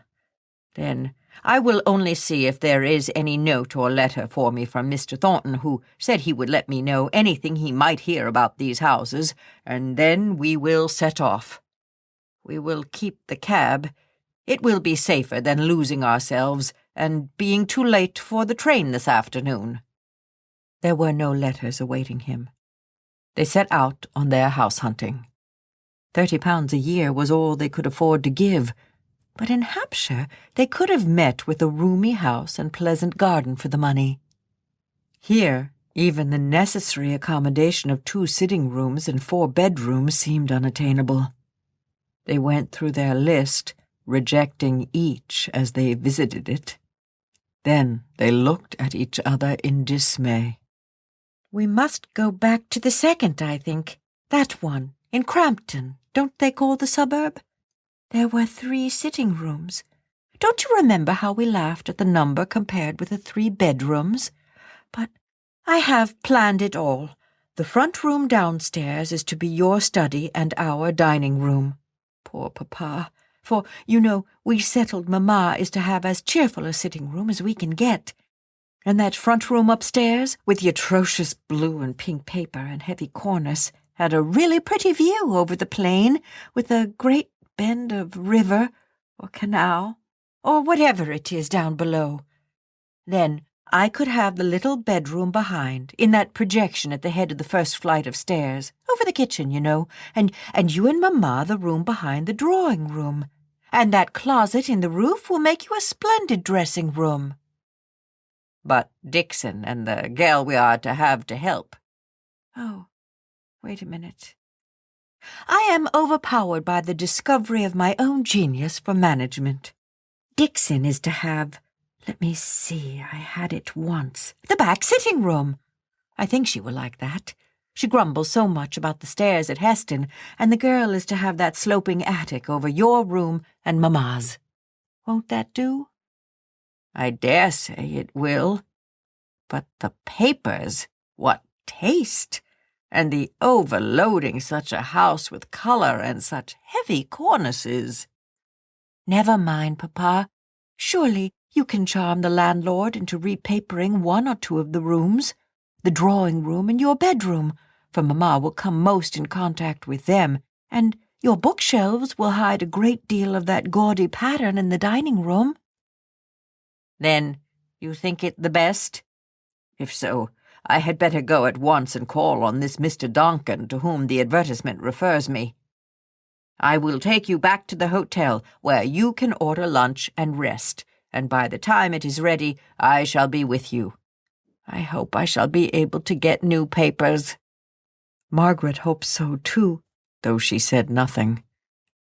She had never come fairly in contact with the taste that loves ornament, however bad, more than the plainness and simplicity which are of themselves the framework of elegance. Her father took her through the entrance of the hotel, and leaving her at the foot of the staircase, went to the address of the landlord of the house they had fixed upon. Just as Margaret had her hand on the door of their sitting room, she was followed by a quick-stepping waiter. "I beg your pardon, ma'am. The gentleman was gone so quickly I had no time to tell him. Mr. Thornton called almost directly after you left, and as I understood from what the gentleman said, you'd be back in an hour. I told him so, and he came again about 5 minutes ago and said he would wait for Mr. Hale. He's in your drawing-room now, ma'am." "Thank you. My father will return soon, and then you can tell him." Margaret opened the door and went in with the straight, fearless, dignified presence habitual to her. She felt no awkwardness. She had too much the habits of society for that. Here was a person come on business to her father, and as he was one who had shown himself obliging, she was disposed to treat him with a full measure of civility. Mr. Thornton was a good deal more surprised and discomfited than she. Instead of a quiet, middle-aged clergyman, a young lady came forward with frank dignity. A young lady of a different type to most of those he was in the habit of seeing. Her dress was very plain, a close straw bonnet of the best material and shape, trimmed with white ribbon, a dark silk gown without any trimming or flounce, a large Indian shawl which hung about her in long, heavy folds, and which she wore as an empress wears her drapery. He did not understand who she was, as he caught the simple, straight, unabashed look, which showed that his being there was of no concern to the beautiful countenance, and called up no flush of surprise to the pale ivory of the complexion. He had heard that Mr. Hale had a daughter, but he had imagined that she was a little girl. "Mr. Thornton, I believe?" said Margaret, after a half-instant's pause, during which his unready words would not come. "Will you sit down? My father brought me to the door not a minute ago, but unfortunately he was not told that you were here, and he has gone away on some business. But he will come back almost directly. I am sorry you have had the trouble of calling twice." Mr. Thornton was in habits of authority himself, but she seemed to assume some kind of rule over him at once. He had been getting impatient at the loss of his time on a market day the moment before she appeared, yet now he calmly took a seat at her bidding. "Do you know where it is that Mr. Hale has gone to? Perhaps I might be able to find him." "He has gone to a Mr. Duncan's in Canute Street. He is the landlord of the house my father wishes to take in Crampton." Mr. Thornton knew the house. He had seen the advertisement and been to look at it, in compliance with the request of Mr. Bells that he would assist Mr. Hale to the best of his power, and also instigated by his own interest in the case of a clergyman who had given up his living under circumstances such as those of Mr. Hale. Mr. Thornton had thought that the house in Crampton was really just the thing, but now that he saw Margaret, with her superb ways of moving and looking, he began to feel ashamed of having imagined that it would do very well for the Hales, in spite of a certain vulgarity in it which had struck him at the time of his looking it over.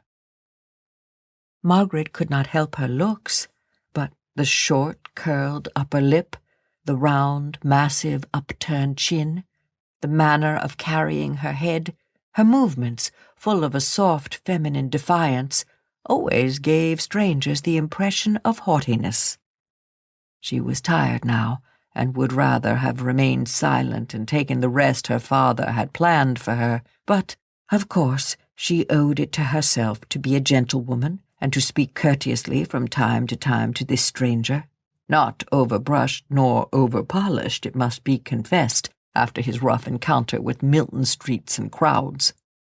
She wished that he would go as he had once spoken of doing, instead of sitting there, answering with curt sentences all the remarks she made. She had taken off her shawl and hung it over the back of her chair. She sat facing him and facing the light. Her full beauty met his eye. Her round, white, flexile throat rising out of the full, yet lithe figure. Her lips moving so slightly as she spoke, not breaking the cold, serene look of her face with any variation from the one lovely, haughty curve. Her eyes, with their soft gloom, meeting his with quiet maiden freedom. He almost said to himself before their conversation ended that he did not like her. He tried so to compensate himself for the mortified feeling that while he looked upon her with an admiration he could not repress, she looked at him with proud indifference, taking him, he thought, for what in his irritation he told himself he was, a great rough fellow with not a grace or a refinement about him.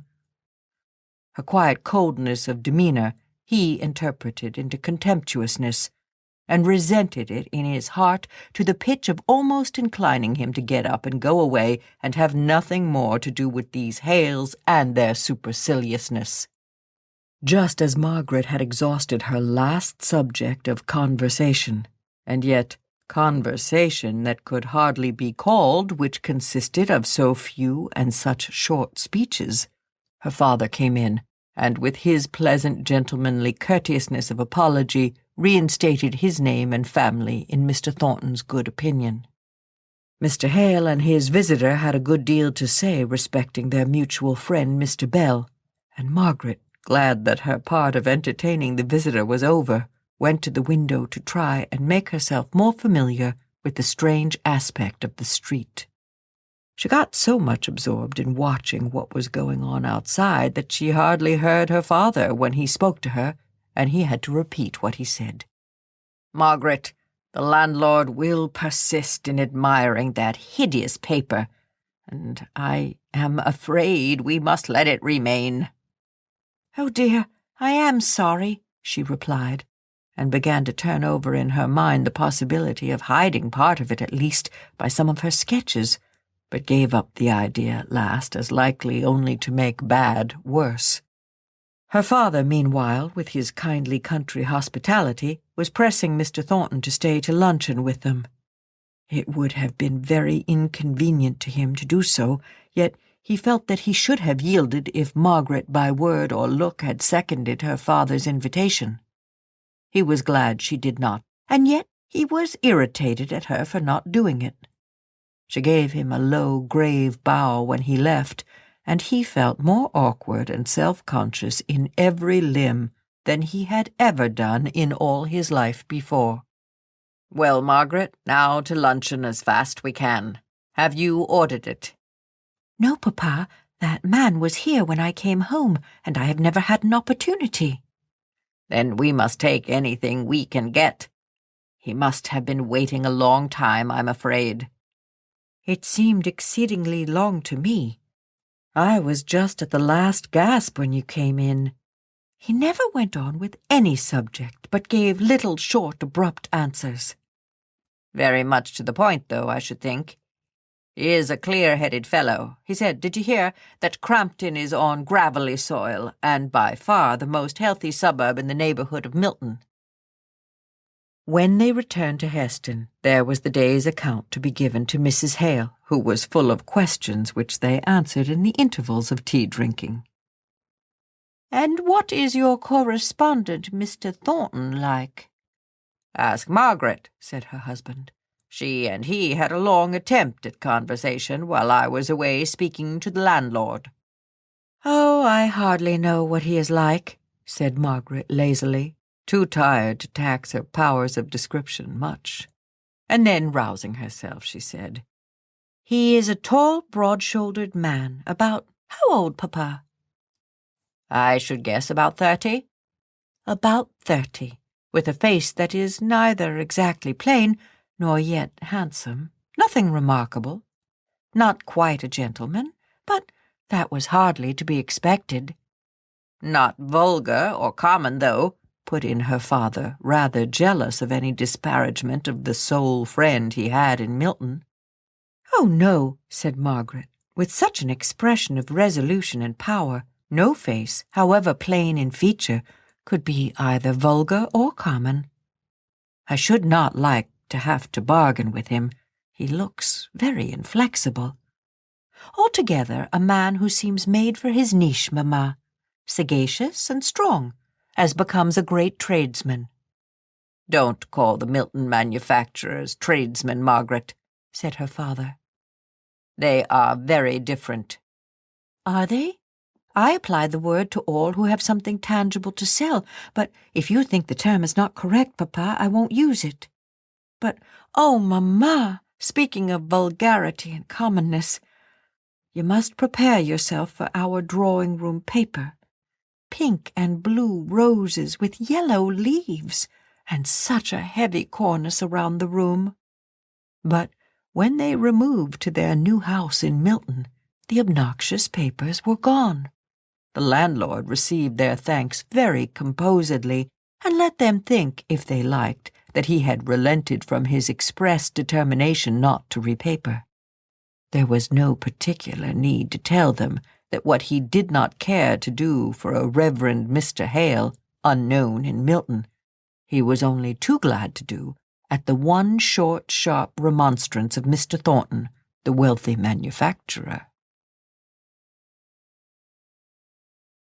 Ho, ho.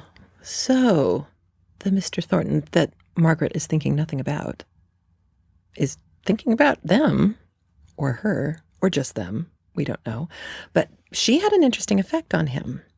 And he had an interesting effect on her in that he didn't really know how to make conversation the way that she had been trained to. So if you've ever been in a situation where you're trying to draw someone out and they are not playing that game, it can be exhausting just to try and keep thinking of new topics of conversation that they can then give you a one-word answer to.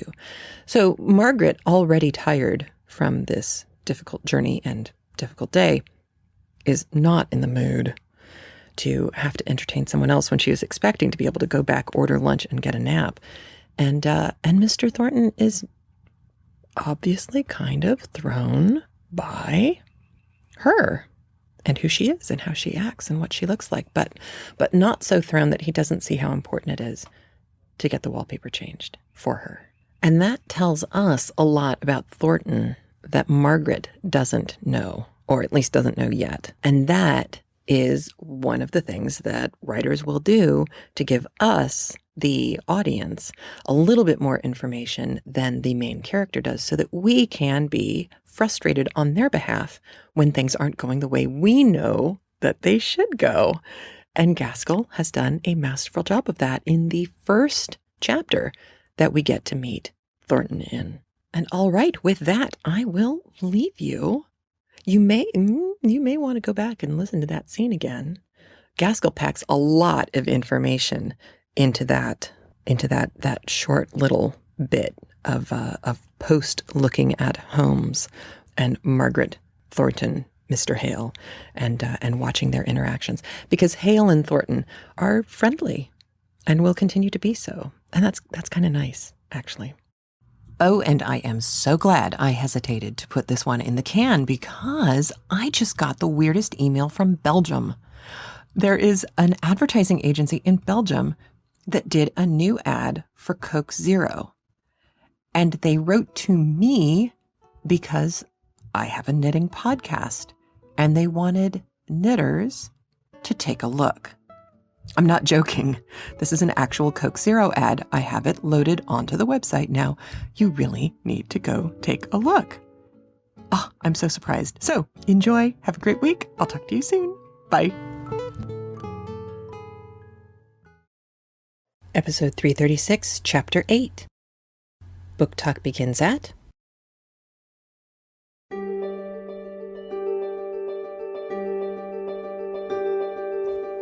Welcome to CraftLit, the podcast for crafters who love books.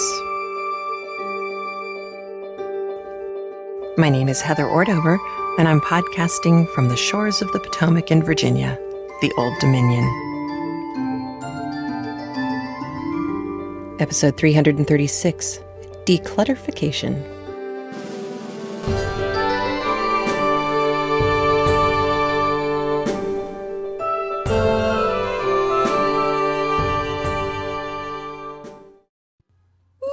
Well, hello. It's so good to be back with you.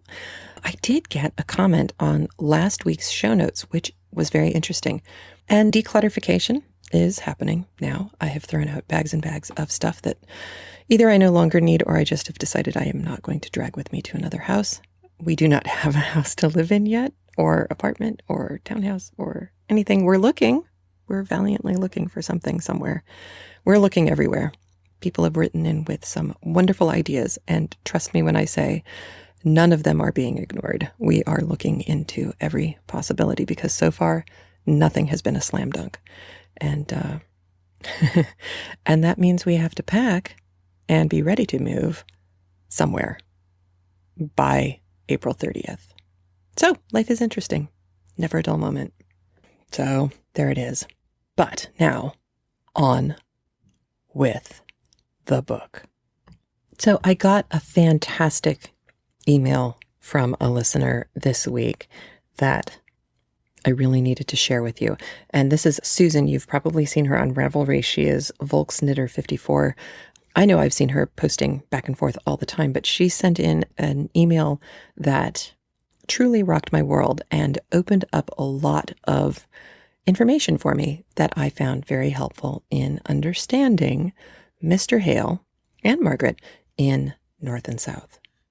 So I went back to Susan and I asked her if I could read this to you, and she said yes. So big thank you for that. She said, as a lifelong Unitarian, I can fully sympathize with Reverend Hale and his dilemma. Over the past 60 years, I have changed my perspective and beliefs several times, gradually for the most part. Things that seemed acceptable, even natural, at 20, became totally unacceptable at 60 plus, and vice versa. I remember clearly in high school being totally mortified when one of my fellow Unitarians told everyone that she did not believe in God. Naturally, the other students took that to mean that Unitarians as a whole didn't believe in God, and they teased me. I found it difficult to explain to those of much more, fundamental Christian persuasion that Unitarians profess above all the duty and responsibility of every individual to study, learn, and decide for him or herself regarding each major and minor issue of religion. At least that's what I understood from my Sunday school classes and still believe to be very important. It seems to me that Christians, and perhaps all religious people, have a tendency to set down in stone with gold lettering every tenet of their belief system and think that anyone who disagrees with any point is doomed, not only in today's world, but in the hereafter. That is easy, as one must only consult the authorities to find out what to believe, whereas the method of learning and studying takes more time and effort. As you learn and study in every subject, not just religion, your viewpoint and understanding changes, widens, and deepens. Reverend Hale's difficulty in continuing to preach from a perspective he no longer believes in becomes totally believable and important to his character. Although Gaskell apparently does not mention Unitarianism in North and South, the fact that her father and husband were Unitarians and ministers, the book Reverend Hale quoted from was by a Unitarian minister, and the living Reverend Hale prepared to leave was the state religion of the country, I would assume that Reverend Hale is becoming more and more quote-unquote Unitarian in his thinking and outlook, and less able to follow the authority of the state church. This, of course, creates another dichotomy in this book all about opposites. He talks about becoming separate or different, I forget the exact wording, from his wife and daughter, and obviously that's another difficulty for him and for Margaret. And Susan's email could not have arrived at a more perfect time, because this chapter that we are about to listen to is nothing but Margaret confronting the differences between her life in Helston and her life in Milton, the differences between people in the South and people in the North, the differences between the accents in the South and the accents in the North, and also just how everything has shifted for them. You know, as the daughter of a state clergyman, it was part of her job to help take care of people in the parish. We saw that before, that she's really, hurt that she's going to have to leave these children behind, children who I am sure, if she wasn't there for the birth, she was at least bringing food shortly thereafter and helping people out as much as she could. And suddenly she is unmoored from her position. And the whole family is unmoored from their position. And we've already seen kind of the subtle and not so subtle ways that Margaret is having to cope with no longer being Edith's counterpart, the rich or rich-ish young lady in England who's going to all the parties and doing all of the right things and visiting all of the right people for their set. And then now she went back to Helston, which she loved, but now she's up in the middle of nowhere. Nobody knows her. She has come into town without a job. And I say that not in quotation marks at all. I'm not trying to be coy about this. As the daughter of a minister, she had a job. She had a vocation. There were duties that had been ascribed to her and to her mother that she was expected to do. And now, without that, none of them have a place. I mean, Mr. Hale is making a place for himself, and you'll hear a little bit more about how he does that and how successful he is in today's chapter, but you'll hear more about Margaret. There are a few little things, kind of archaic things that happen in this chapter, but I'm going to talk about them after we listen. They won't get in the way of you understanding anything, and I want to get you the chapter as fast as possible. So here we go with Chapter 8 of North and South by Elizabeth Gaskell.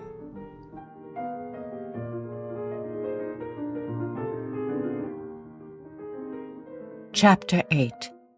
Homesickness.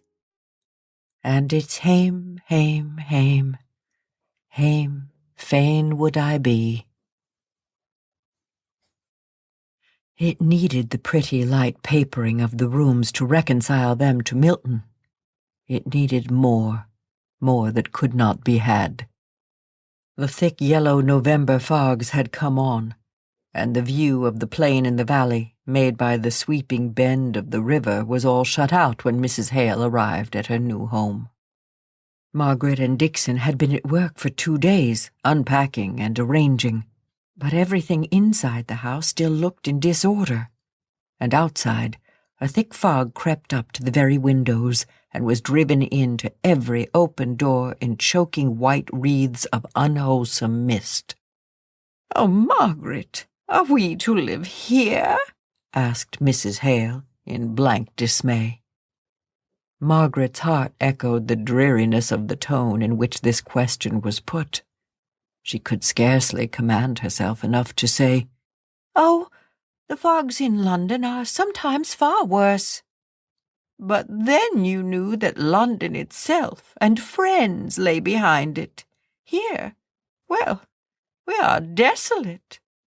Oh, Dixon, what a place this is." "Indeed, Mum. I'm sure it will be your death before long, and then I know who'll Stay! Miss Hale, that's far too heavy for you to lift."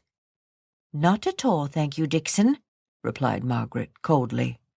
"The best thing we can do for Mamma is to get her room quite ready for her to go to bed, while I go and bring her a cup of coffee." Mr. Hale was equally out of spirits, and equally came upon Margaret for sympathy. "Margaret, I do believe this is an unhealthy place. Only suppose that your mother's health or yours should suffer. I wish I had gone into some country place in Wales. This is really terrible," said he, going up to the window. There was no comfort to be given. They were settled in Milton, and must endure smog and fogs for a season. Indeed, all other life seemed shut out from them by as thick a fog of circumstance. Only the day before, Mr. Hale had been reckoning up with dismay how much their removal and a fortnight at Heston had cost, and he found it had absorbed nearly all his little stock of ready money. No, here they were, and here they must remain. At night, when Margaret realized this, she felt inclined to sit down in a stupor of despair. The heavy, smoky air hung about her bedroom, which occupied the long, narrow projection at the back of the house. The window, placed at the side of the oblong, looked to the blank wall of a similar projection, not above 10 feet distant. It loomed through the fog like a great barrier to hope. Inside the room, everything was in confusion. All their efforts had been directed to make her mother's room comfortable. Margaret sat down on a box, the direction card upon which struck her as having been written at Helston. Beautiful, beloved Helston. She lost herself in dismal thought, but at last she determined to take her mind away from the present, and suddenly remembered that she had a letter from Edith which she had only half read in the bustle of the morning. It was to tell of their arrival at Corfu, their voyage along the Mediterranean, their music and dancing on board ship, the gay new life opening upon her, her house with its trellised balcony and its views over white cliffs and deep blue sea. Edith wrote fluently and well, if not graphically. She could not only seize the salient and characteristic points of a scene, but she could enumerate enough of indiscriminate particulars for Margaret to make it out for herself. Captain Lennox and another lately married officer shared a villa high up on the beautiful precipitous rocks overhanging the sea. Their days, late as it was in the year, seemed spent in boating or land picnics, all out of doors, pleasure-seeking and glad. Edith's life seemed like the deep vault of blue sky above her, free, utterly free from fleck or cloud. Her husband had to attend drill, and she, the most musical officer's wife there, had to copy the new and popular tunes out of the most recent English music for the benefit of the bandmaster. Those seemed their most severe and arduous duties. She expressed an affectionate hope that, if the regiment stopped another year at Corfu, Margaret might come out and pay her a long visit. She asked Margaret if she remembered the day 12-month on which she, Edith wrote, how it rained all day long in Harley Street, and how she would not put on her new gown to go to a stupid dinner and get it all wet and splashed in going to the carriage, and how, at that very dinner, they had first met Captain Lennox. Yes, Margaret remembered it well. Edith and Mrs. Shaw had gone to dinner. Margaret had joined the party in the evening. The recollection of the plentiful luxury of all the arrangements, the stately handsomeness of the furniture, the size of the house, the peaceful, untroubled ease of the visitors, all came vividly before her, in strange contrast to the present time. The smooth sea of that old life closed up without a mark left to tell where they had all been. The habitual dinners, the calls, the shopping, the dancing evenings were all going on forever, though her Aunt Shaw and Edith were no longer there, and she, of course, was even less missed. She doubted if any one of that old set ever thought of her, except Henry Lennox. He, too, she knew, would strive to forget her because of the pain she had caused him. She had heard him often boast of his power of putting any disagreeable thought far away from him.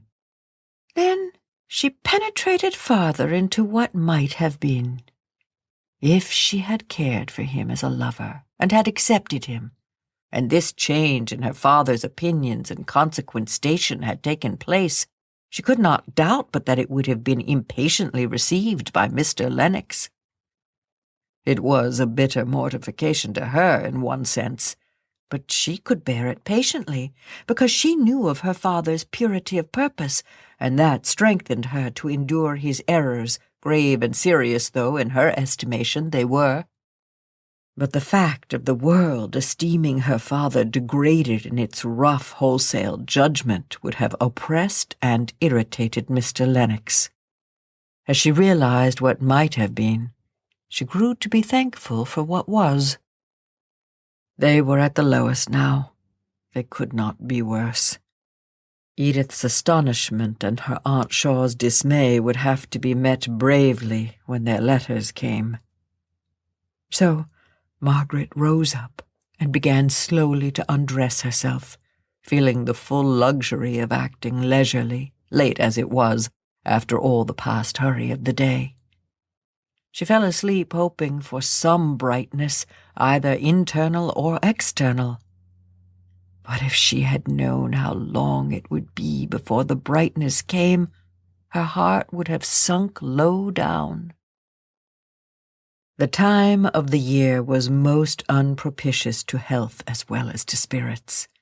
Her mother caught a severe cold, and Dixon herself was evidently not well, although Margaret could not insult her more than by trying to save her or by taking any care of her. They could hear of no girl to assist her.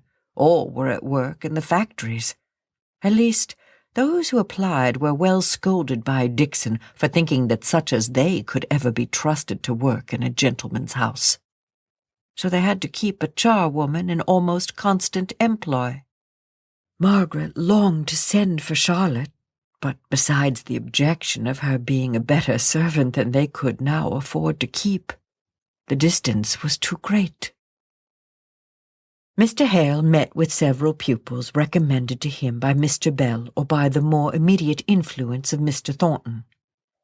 They were mostly of the age when many boys would be still at school, but according to the prevalent and apparently well-founded notions of Milton, to make a lad into a good tradesman, he must be caught young and acclimated to the life of the mill or office or warehouse. If he were sent to even the Scotch universities, he came back unsettled for commercial pursuits. How much more so if he went to Oxford or Cambridge, where he could not be entered till he was 18. So most of the manufacturers placed their sons in sucking situations at 14 or 15 years of age, unsparingly cutting away all offshoots in the direction of literature or high mental cultivation, in hopes of throwing the whole strength and vigor of the plant into commerce. Still, there were some wiser parents, and some young men who had sense enough to perceive their own deficiencies and strive to remedy them. Nay, there were a few no longer youths, but men in the prime of life who had the stern wisdom to acknowledge their own ignorance and to learn late what they should have learnt early. Mr. Thornton was perhaps the oldest of Mr. Hale's pupils. He was certainly the favourite. Mr. Hale got into the habit of quoting his opinion so frequently and with such regard that it became a little domestic joke to wonder what time, during the hour appointed for instruction, could be given to absolute learning. So much of it appeared to have been spent in conversation. Margaret rather encouraged this light, merry way of viewing her father's acquaintance with Mr. Thornton, because she felt that her mother was inclined to look upon this new friendship of her husband's with jealous eyes. As long as his time had been solely occupied with his books and his parishioners, as at Helston, she had appeared to care little whether she saw much of him or not. But now that he looked eagerly forward to each renewal of his intercourse with Mr. Thornton, she seemed hurt and annoyed, as if he were slighting her companionship for the first time. Mr. Hale's overpraise had the usual effect of overpraise upon his auditors. They were a little inclined to rebel against Aristides being always called the just. After a quiet life in a country parsonage for more than 20 years, there was something dazzling to Mr. Hale in the energy which conquered immense difficulties with ease. The power of the machinery of Milton, the power of the men of Milton, impressed him with a sense of grandeur which he yielded to without caring to inquire into the details of its exercise.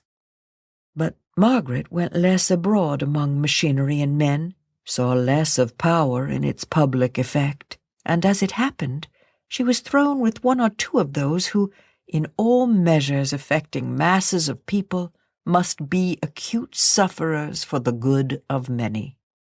The question always is, has everything been done to make the sufferings of these exceptions as small as possible?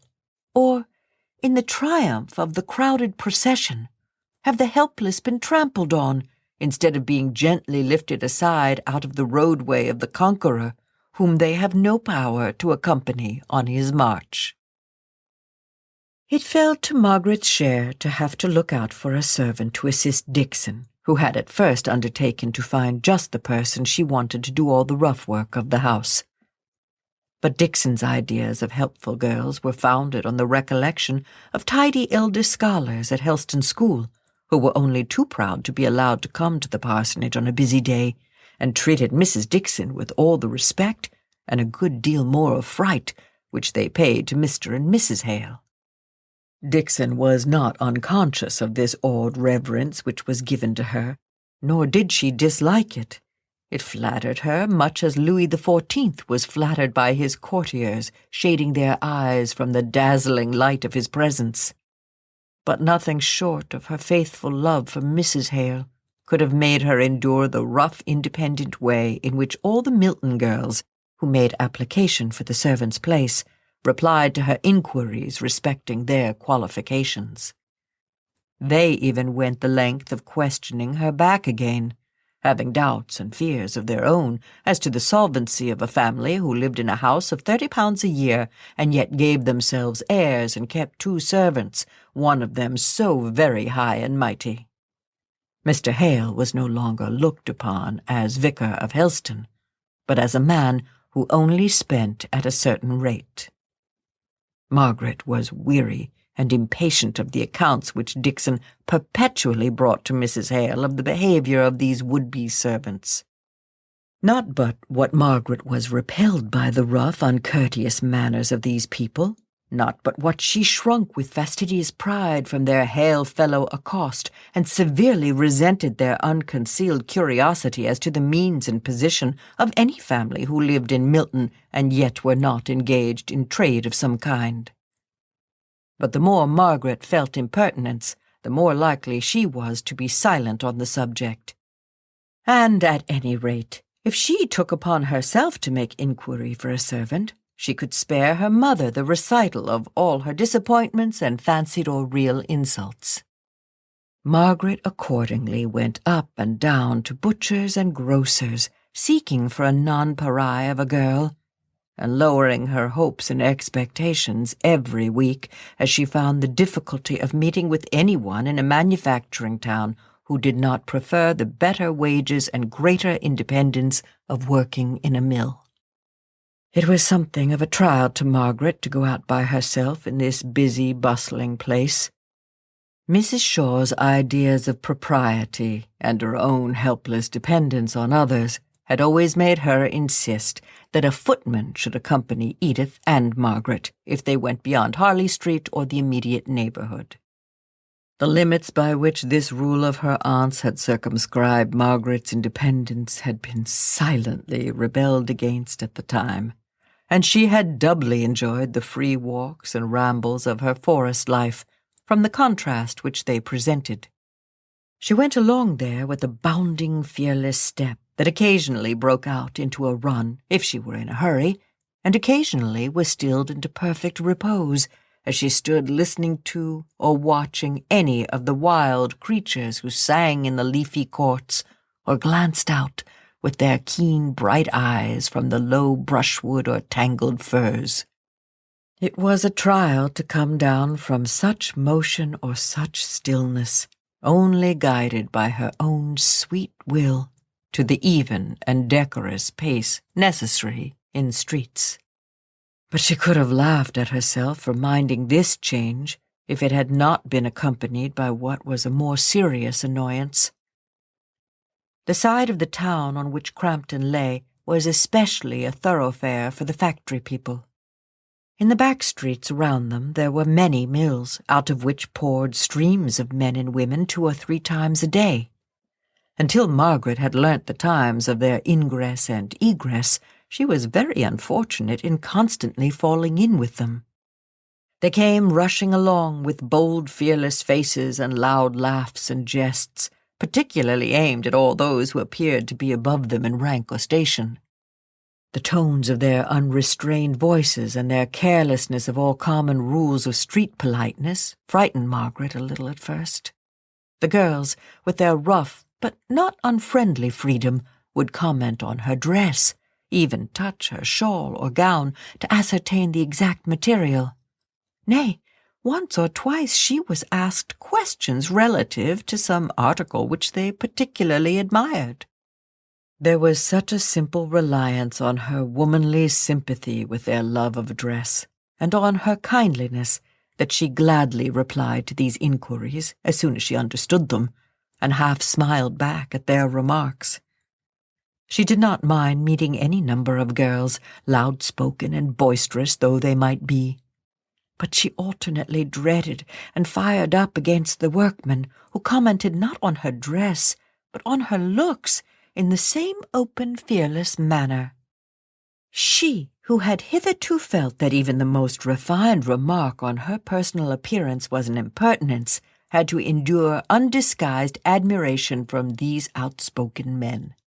But the very outspokenness marked their innocence of any intention to hurt her delicacy, as she would have perceived if she had been less frightened by the disorderly tumult. Out of her fright came a flash of indignation, which made her face scarlet and her dark eyes gather flame as she heard some of their speeches. Yet there were other sayings of theirs which, when she reached the quiet safety of home, amused her even while they irritated her. For instance, one day, after she had passed a number of men, several of whom had paid her the not unusual compliment of wishing she was their sweetheart, one of the lingerers added, "Your bonny face, my lass, makes the day look brighter."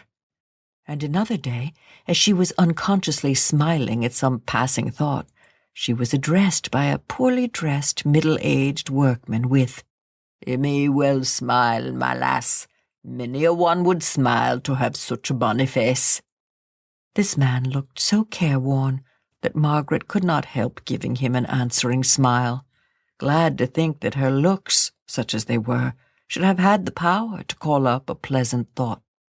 He seemed to understand her acknowledging glance, and a silent recognition was established between them whenever the chances of the day brought them across each other's paths. They had never exchanged a word. Nothing had been said but that first compliment. Yet somehow Margaret looked upon this man with more interest than upon anyone else in Milton.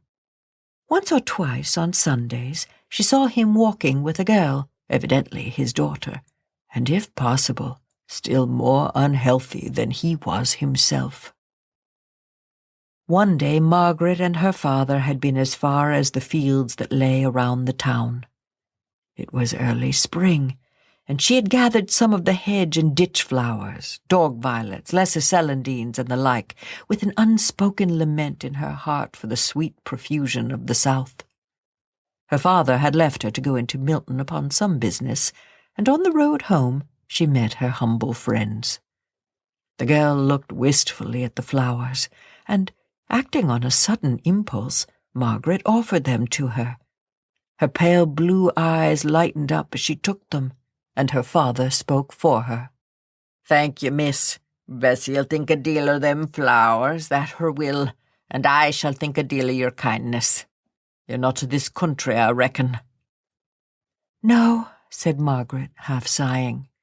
"I come from the south, from Hampshire," she continued, a little afraid of wounding his consciousness of ignorance if she used a name which he did not understand. "That's beyond London, I reckon, and I come from Burnley ways, and 40 mile to the north. And yet, you see, north and south has both met and made kind of friends in this big smoky place."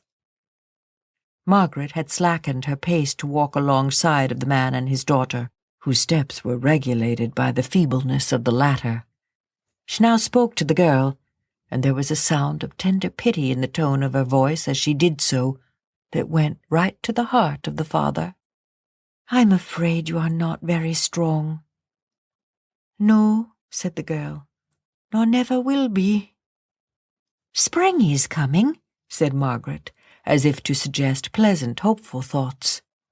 Spring nor summer will do me good, said the girl quietly. Margaret looked up at the man, almost expecting some contradiction from him, or at least some remark that would modify his daughter's utter hopelessness. But instead, he added, I'm afeard her speaks truth. I'm afeard her's too far gone in a waste.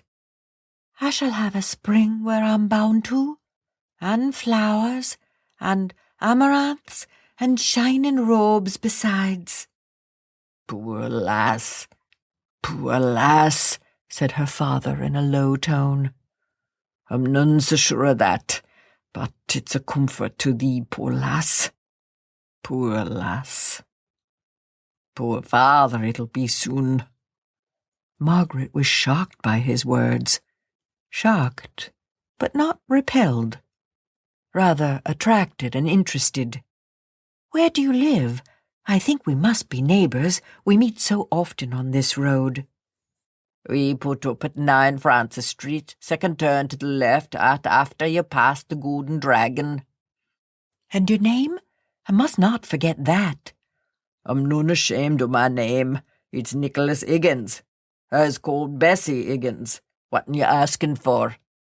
Margaret was surprised at this last question, for at Helston it would have been an understood thing, after the inquiries she had made, that she intended to come and call upon any poor neighbour whose name and habitation she had asked for. I meant to come and see you. She suddenly felt rather shy of offering the visit, without having any reason to give for her wish to make it beyond a kindly interest in a stranger. It seemed all at once to take the shape of an impertinence on her part. She read this meaning, too, in the man's eyes. I'm none so fond of having strange folk in me house. But then, relenting, as he saw her heightened colour, he added, You're a foreigner, as one may say, and maybe don't know many folk here. And you've given my wench here flowers out of your own hand. You may come if you like. Margaret was half amused, half nettled at this answer. She was not sure if she would go where permission was given so like a favour conferred. But when they came to the town and to Francis Street, the girl stopped a minute and said, Not forget you to come and see us. Aye, said the father impatiently. I'll come. Who's a bit set up now because who thinks I might have spoken more civilly, but who'll think better on it and come. I can read a proud bonny face like a book. Come along, Bess. There's the mill bell ringing. Margaret went home, wondering at her new friends, and smiling at the man's insight into what had been passing in her mind. From that day, Milton became a brighter place to her. It was not the long, bleak, sunny days of spring, nor yet was it that time was reconciling her to the town of her habitation. It was that in it she had found a human interest. So, yay! Margaret met some people, which is good. Boy, did she need it. Now, for those of you who've been listening since Gulliver's Travels, you may have caught the reference to Scotch universities, and you may recall that Scottish universities accepted students younger than the British universities did. So that's why some of the mill owners, some of the masters, would send their children up to Scottish universities to be educated. But that, evidently, according to this, messed them up even more because they came back unprepared, really unprepared, because they'd gotten sent at an even younger age, unprepared for running the mill. And so that was not a cost-effective maneuver for these people. And then it goes on to say that many of them placed their sons in sucking situations, which sounds so strange to my modern ear, but was really just that they put them in situations where they were apprenticed at very young ages. So they grew up in the trade. They knew everything about the trade, and it was very organic and easy compared to having to learn something all of a sudden when you were 17. Now, there was a joke in here that I found amusing on its own without knowing the background of the joke at all. So I think this is one of those great jokes that you can get on two different levels. And it was that Mr. Hale was overpraising a Greek author, Aristides, and that his pupils were getting annoyed at him always being called Aristides the Just, because what makes him the just? Why is he the one who's always just? What if he made a mistake? Why couldn't he have made a mistake? And so I just kind of chuckled at that. Well, it turns out that that's a real thing, that in Plutarch, he tells a story about Aristides, this statesman and philosopher. He's on trial, I guess, and some Athenian comes up to him and says, "I don't recognize you. What's your name?" And the guy says, "Aristides." He said, "Oh, can you write it down on my tablet for me?" He said, "Sure. Why?" He said, "So I can vote for your exile, because I was a little sick of you always being referred to as the just." So even during his lifetime, people were sick of it. He was just a little too perfect.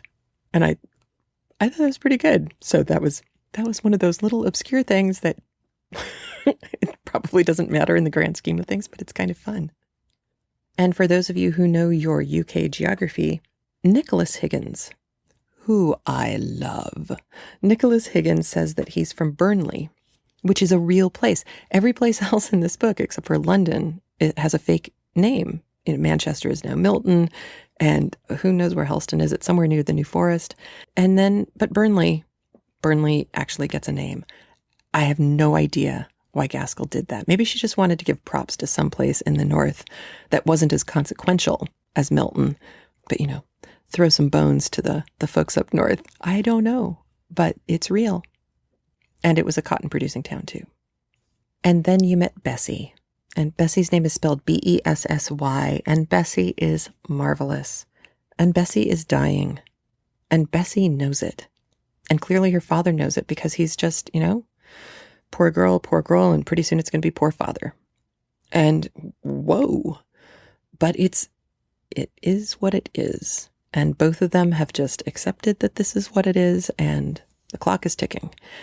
The interesting thing is you'll start to see, as I said when we were talking about Susan's email earlier, it isn't just dualities that we get in the book. The triangle of Margaret and Bessie and Higgins, the father, becomes more and more interesting as the book goes on, and then becomes a quadrilateral because you add Mr. Hale, and then it just keeps building out.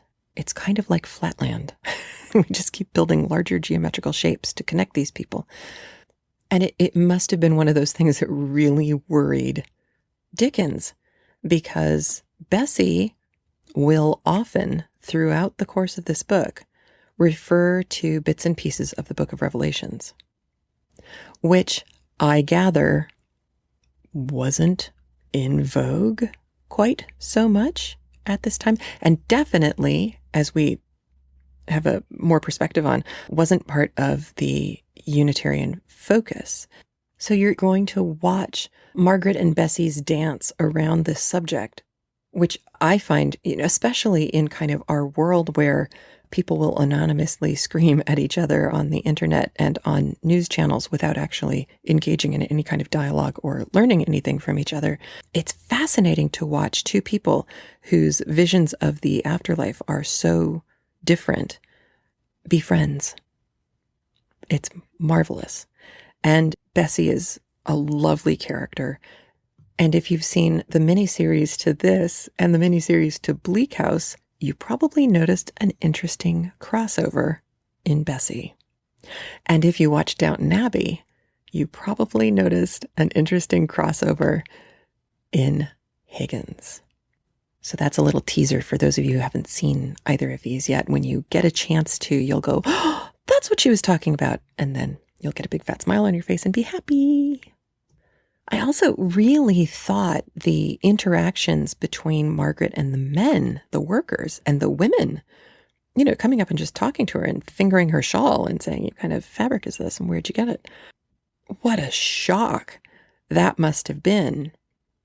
I can't remember if I've told this story on the podcast. My summer, I probably have. It was probably years ago, though. The summer I spent at Oxford at the British American Drama Academy, I was such a good Brit. I was very good at queuing up. I was very quiet. I was very unobtrusive. I didn't call attention to myself except that one time on the punt, but that was a different problem. And then all of a sudden, this group of students invaded Oxford. It was like all of Italy moved in all of a sudden, and they were loud, and they couldn't form a line to save their lives, and they were pushing and shoving and laughing and having a marvelous time all over the place. And I was so annoyed. It was, my little quiet, ordered, peaceful world had been shattered. It really was jarring. It's like if you've ever had a situation where you live in an apartment, a small apartment, and you have roommates.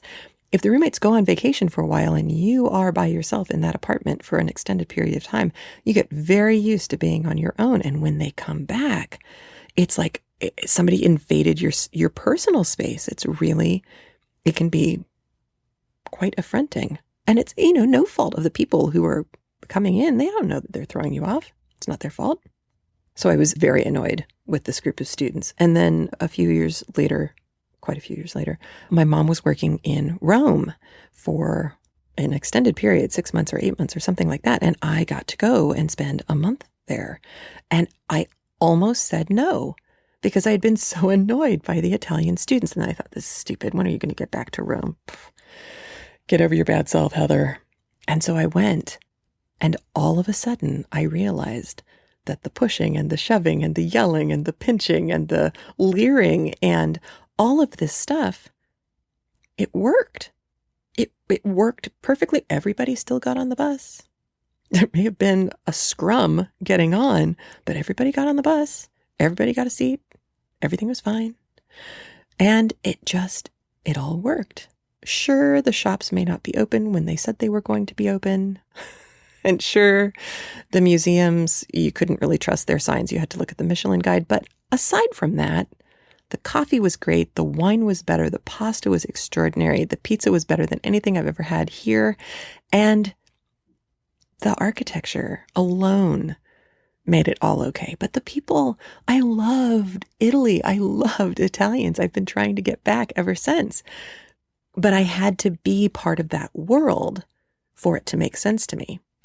And here we're watching Margaret go through exactly the same thing. She is a complete and utter transplant from a foreign land into the middle of a loud, noisy, not confrontational in a bad way, but, people who will confront you and talk to you and interact with you. A very interactive society. That's a better word. And I'm sure some of you have had experiences like this too. It's until you live in it. Ooh, it's going back to Scout Finch. Until you walk a mile in their shoes, until you've lived in that situation, you may not understand those people. And Margaret is definitely starting that learning curve. And that's a good chunk of the next section of the book is going to be her learning her way around the mores that are at play here in Milton that she is absolutely blithely unaware of right now. So, more fun next week. And in fact, next week I'll bring you another 2 chapters. We'll do 9 and 10 next week. So, have a great one. I hope you are enjoying yourself, and I hope spring will spring for you soon. Spring may have sprung here briefly, but it looks like there's going to be snow again on Thursday. So, relentless. But I know some of you are experiencing the little buds of spring. So enjoy and spread them around if you get a chance. Take care. I'll talk to you soon. Bye.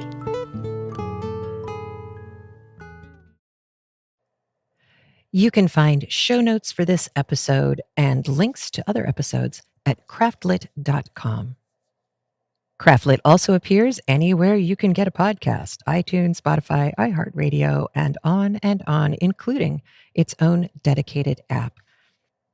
There are lots of ways to support CraftLit, from patreon.com/craftlit to craftlit.com memberships and channel memberships on YouTube. You can find out more details at craftlit.com/premium. And as always, thank you for your support. And remember, if your hands are too busy to pick up a book, At least you can turn one on.